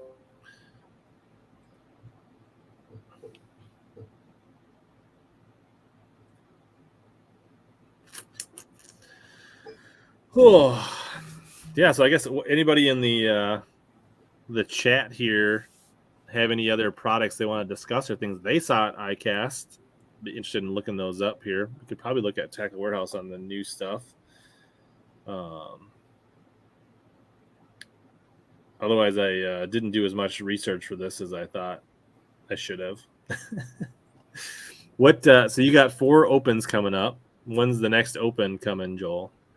I am leaving at the end of August. So the opens at the beginning of September, I believe. Okay, so you got like a full month here of I got plenty of time, man. I'm just gonna spend a bunch of time on the water fishing. I'm gonna be up in Mille Lacs a bunch, fish locally. I'm leaving for Iowa this weekend for a family reunion on my girlfriend's side of the family, and then I got my immediate family reunion coming up in a couple of weeks. So it's a good little break, got some family time, and get to spend a bunch of time around here, hitting a bunch of these local lakes. It should be fun. And back on the road, I think end of August we'll be back on the road pretty much until close to November. So I hit it hard for a couple months. Nice. Here's one that was highly touted, the Plano Edge Frog Box. I feel like this solves a problem that doesn't exist, because I don't think there's any problem with putting frogs in a 3700. Yeah. I'd rather buy 5 more frogs than spend $50 on a frog box. Right. I always have problems storing those in my boat. Like I have They're a heavy. spot like they're just heavy and they're Awkward. Yeah. I just don't have any of them, but they look cool. I've always my thing I always say is that I've never caught a bass on a tackle box, so I have a hard time spending more than $10 on a tackle box. Sure.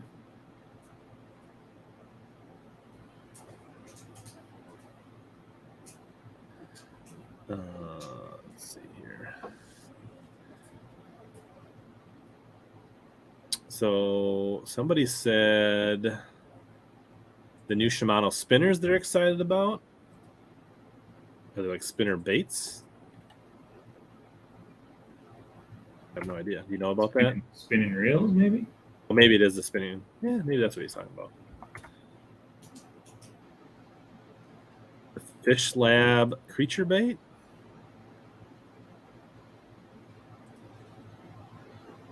I don't know if I missed that one. Let's see here. Let's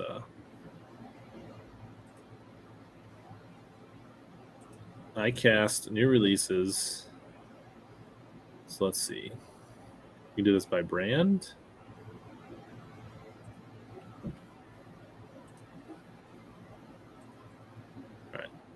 All right. Maybe it's these swaggy strong double wheel spinnerbaits.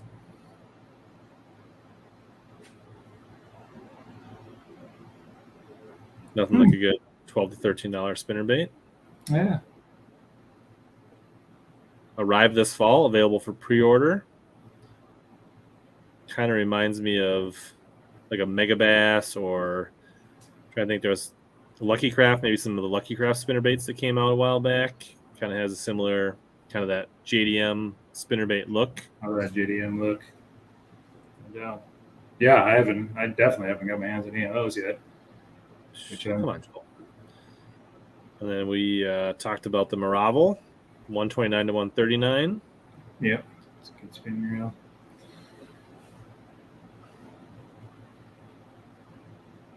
So yeah, looks like they're not going to arrive till this fall, so have to wait on that a little bit.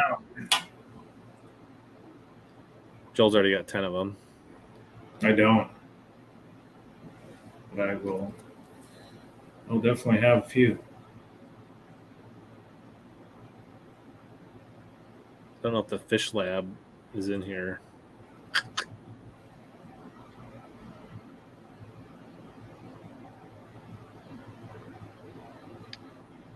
Oh, there it is. This one? The Nature Series bird? Is that what you're talking about? Or is there another Fish Lab bait? Or is it this one? The Nymph? Maybe that one?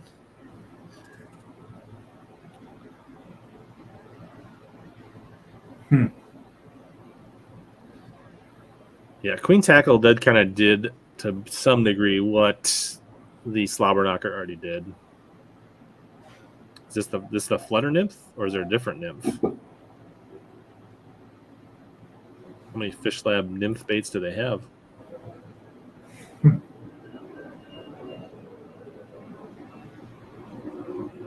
at the little frog. Crawdad.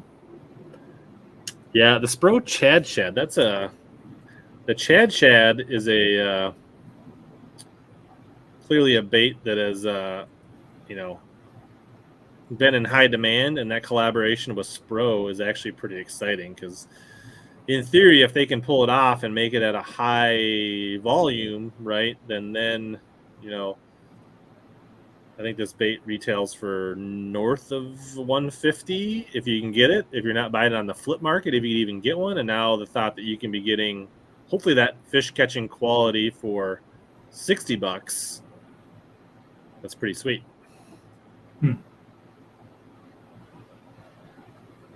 I have not tried the power bait skirted jigs.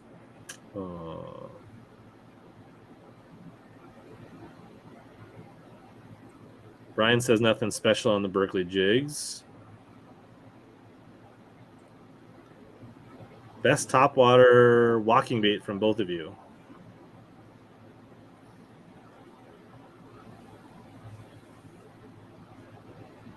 I'm a big. What's that? What's that? Best topwater. What's your favorite walking topwater? I mean, I lean towards a shower blow most of the time. Yeah, I would say a shower blow for things that you can buy readily now, but I am almost always picking up a Vixen first. Oh, right. if you got some, you can get some, yeah. The Scum Frog Launch Series XS. I never tried the old Launch Frog, but let's see what the new XS one looks like. So I am a sucker for a good frog bite. You find any good frog bites lately fishing around town? No, I haven't. I don't like throwing frog that much. I will if I have to. Actually, all right, stream's over. Thanks, Joe, for coming on. We're going to end things. I did throw it last night in the Tuesday nighter for quite a while, and I was talking to my buddy in the boat, and he's like, "You just had one blow up on your frog," and I looked back, and the frog was gone. I set the hook, and nothing was there. That was the only bite I had all night on it. So All right, Scumfrog Launch XS. What makes it XS? Smaller, more compact version. So it's a extra small launch frog.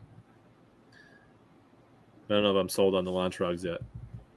You fishing the Mille Lacs? You're gonna fish the Mille Lacs? You're gonna probably be gone during that tournament, I would bet. The opens are pretty heavy in September, I bet. Yeah, I'll be gone pretty much the end of August through October. What did Joel do before fishing? What did I do? I was in the military for 9 years. Got out of the military, and was working. Did construction for four or 5 years, and then I worked at Citywide, which was actually my title sponsor last year, and worked there for 4 years, and then decided I didn't want to punch a clock anymore or get up and work every day. So I was going to gamble and try this fishing thing, and so far so good. Hopefully we can keep it going. Nice. What branch would you serve? In the Army. Nice. Did 9 years in the Army. Yeah. Well, thanks for your service, Mr. Willert. Mitchell, look forward to fishing against you in the TOC as well. Lahamadou should be a great playing field. Came out with some good molds. That's always fun for the do-it-yourselfers.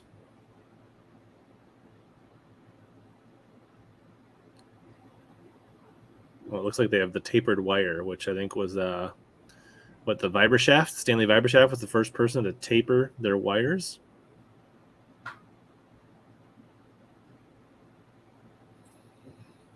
Odds of the largemouth state record bass coming out of Tonka in the next few years.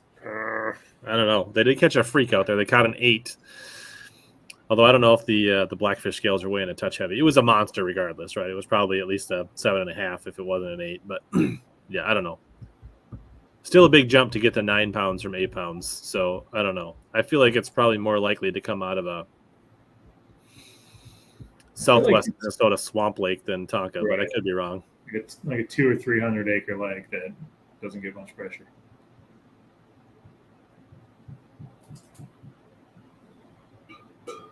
They know me too well.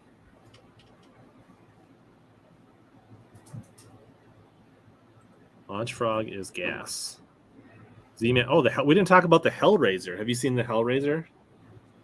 Mm-mm. This is probably the one true unique bait, absolutely unique, that came out at like this probably should have won something. There's top water.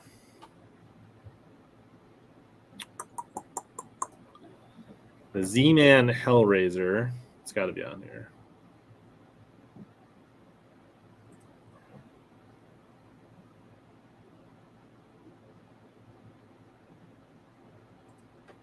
Come on. Look at that thing. I did see that. You didn't know what to. You couldn't wrap your mind around that. No, I did see it though. I was like, I mean, look at the pull point on that hook, like the line tie. Mm-hmm. So this evidently was designed by, I forget his name. Maybe it says in the description. The guy that actually was it Ron Davis, the guy that originally invented the chatterbait and designed this bait. And I've seen some video of it, and it kind of like almost like a spook in a crawler.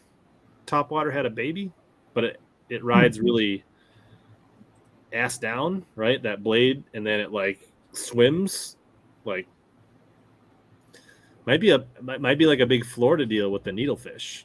Yeah, but interesting. I could definitely see it also playing on the herring lakes, maybe big time. Right, that's what I was just thinking. Maybe harbor. I don't know. It says October 31st. I don't know if you're going to get it in time. But the color they went with, like in the new product showcase, this was the color they put in there, which makes, I mean, it's already a very unique, and then they put this as the main photo. kind of almost looks like, maybe I thought it was like a saltwater deal when I saw it. Because of this color, we probably Yeah. Oh, yeah. Because this really looks like the Strike King Rage Blade attachment on the butt of it. It's interesting. I'll have to try to Purple find a video on that.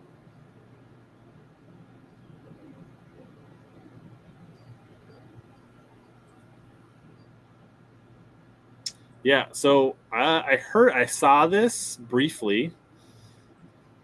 So I don't know much about muskie fishing. I don't know if this is like the muskie circuit or one of the muskie circuits or what, but they've banned front-facing live sonar in their tournaments. And I don't know if it's just for certain ones or the whole season or as a trial, but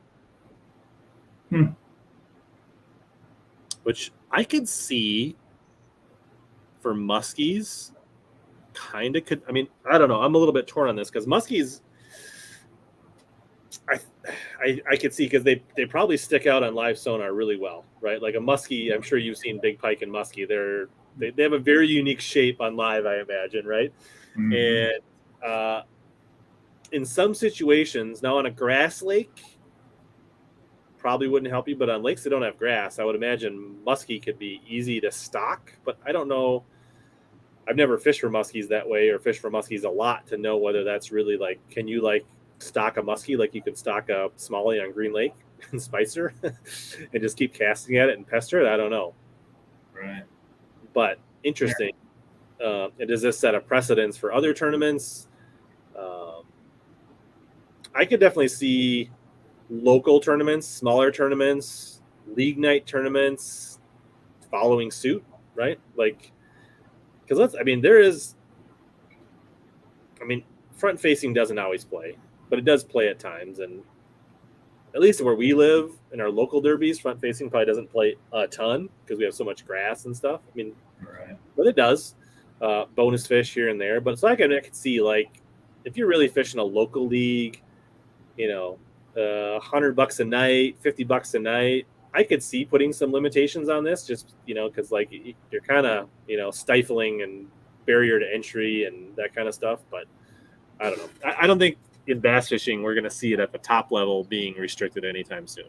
But it does surprise me but maybe there is. I don't know about muskie fishing to really speak super intelligently on how good a move or this a bad move or I don't know. Do you have any insight?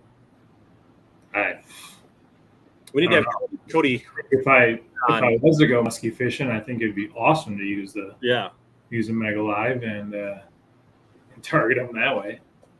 But yeah, I mean, I guess it makes sense. I don't muskie fish. South Jersey, you're always talking about stuff that I know nothing about. You're like me 15 years ago when I was a super bait junkie nerd, and now I've kind of gotten to the evolution curve where I'm looking to like simplify things and do less.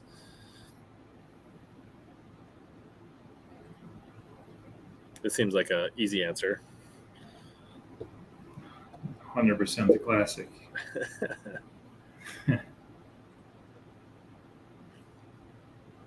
Thank you.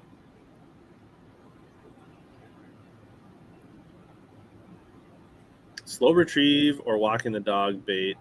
Whatever the fish want. I don't know. It's on the Hellraiser. I think it's more of a I think you're supposed to fish it kind of fast and it snakes kind of shimmies across the water. It actually looked pretty good when I saw it in the water. Like when I first looked at the Hellraiser, I was like, that looks stupid. And the only thing that I would be slightly concerned about is with that position. Like if you hooked one, that pull point could be really weird. Like how would it keep fish buttoned would probably be my biggest question. Right. That's what. Yeah.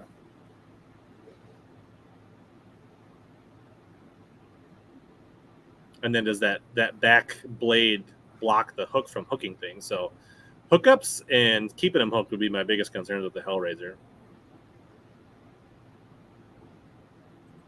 not supposed to lip them, Sean.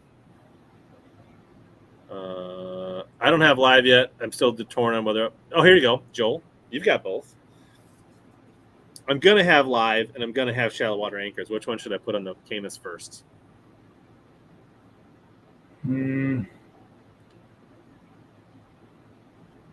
Both.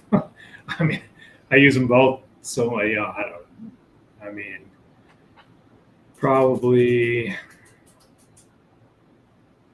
You're a shallow water guy, so probably for you, probably the anchors. What? How dare you?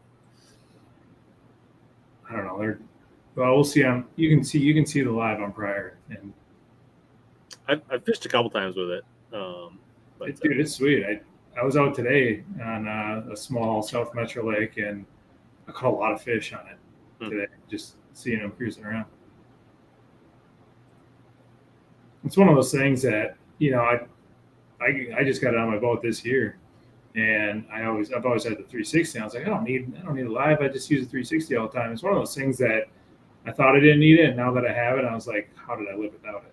It's one of those things that you're not always using it, but when the time is right, it makes a big difference. Put a lot of extra fish in the boat. Yeah. Yeah, it's part of it too. Like neither one of them are super easy to get, especially if you want the new 34 transducer for Garmin, and Mega Live super hard to get. I mean, I don't know. Mm-hmm. Won't be tomorrow night. I'm fishing a Friday nighter, but maybe next week you'll see Joel and I Thursday nighter on Prior. Yeah. One quick thing. We did have AJ on from Horseshoe Customs last week, and I know several of you bought stuff. I also ordered something because I looked at his stupid tube heads, and I was like, I need some of those. So, and I saw somebody else said they got their stuff in, and they were pretty impressed with AJ's stuff. So I want to peek in the pack. Oh, I got some. Oh, look at this! Got me a Horseshoe Customs sticker and a cheap ass sticker. Yeah. Thanks, AJ. One of these cars. Ooh. This is a secret. They did Jake. That's the Z. You got some stupid tube.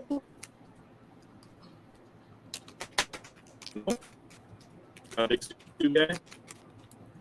Do what? Sorry, you. I don't know if it's my internet or your internet. It's me. You're cutting out. It's on the internet. But it's streaming stuff. Ugh.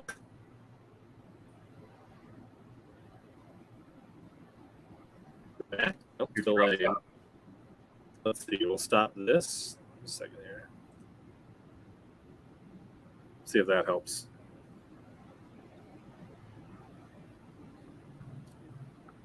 Come on. Much better now. Much better? We're good? Yeah, you're good now. I stopped sharing my screen, so maybe that helped. Okay.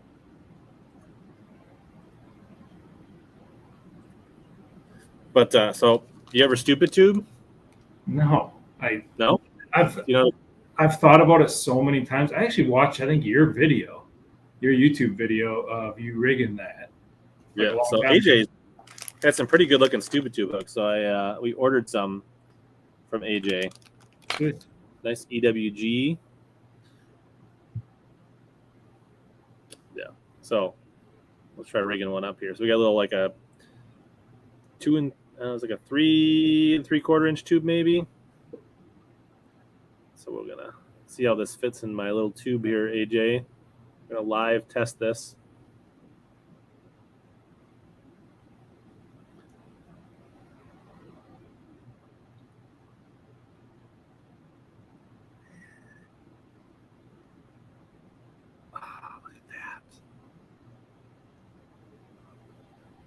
Just like that. It's pretty juicy. Looking pretty good. So I'm looking good, AJ.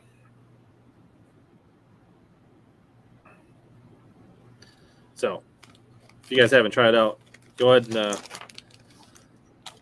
AJ says he's got plenty of 3/16. Order as many as you want. He'll keep pouring just 3/16 is what he told me.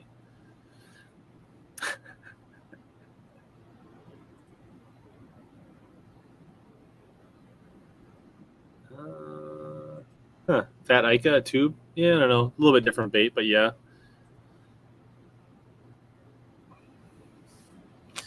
So yeah, that's my new purchase. I'll be throwing these all nighter on Prior Lake next week.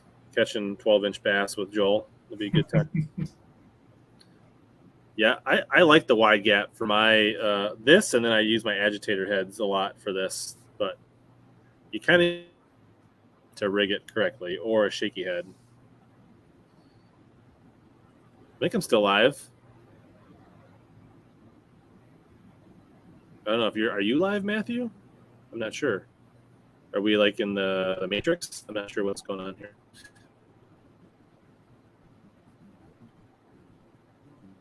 Go Rich. You can probably put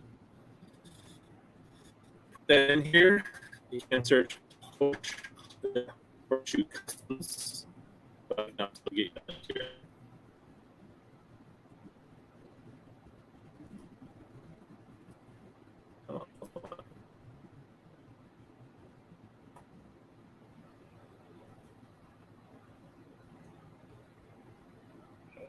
In the chat. There you go.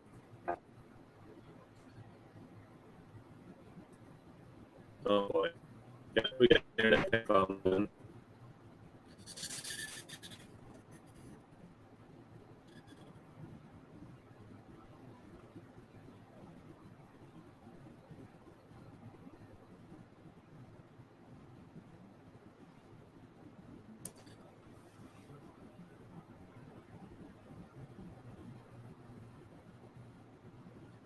Just have the kids to know.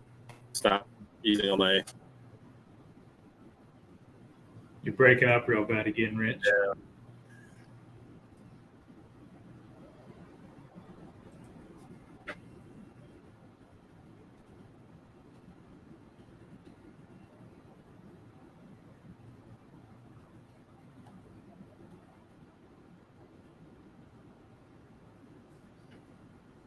What's going on?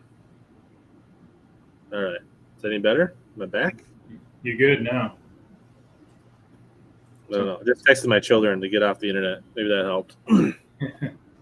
I blame Bateman Jr. for playing Xbox.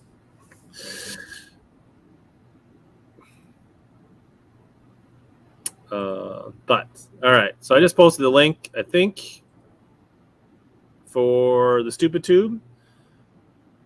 So if you want to check those out, AJ said he'll keep pouring them if you guys want them. The nice thing is he literally sells them one a piece for like 50 cents each, so it's not a bad deal. But maybe this is the internet gods telling us we need to wrap things up tonight, Joel. Whatever you want to do.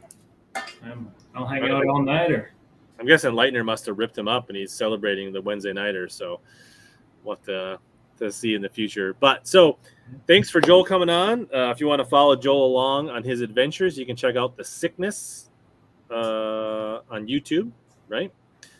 And then Joe Willert Fishing on all your favorite Instagram, social media, Facebook platforms, right? Mm-hmm. And then if you want, show up next Thursday night and see if you can beat Joel in the Thursday nighter on Prior. That's it. And if you guys came in late and you want to hear all about the Opens discussion, go back to the beginning, watch the replay on Facebook or YouTube, or search HellaBass on your favorite podcast app. We cover all that. I think we covered all the bases tonight, and I want to thank Joel for coming on. And I don't know what else to be said. We got some new videos coming out. Going fishing this week. Got some tournaments coming up in August. And maybe we'll make a video next Thursday night, the Thursday nighter on Prior. That'd be cool. And as always, here to help you guys catch more big bass, suck less.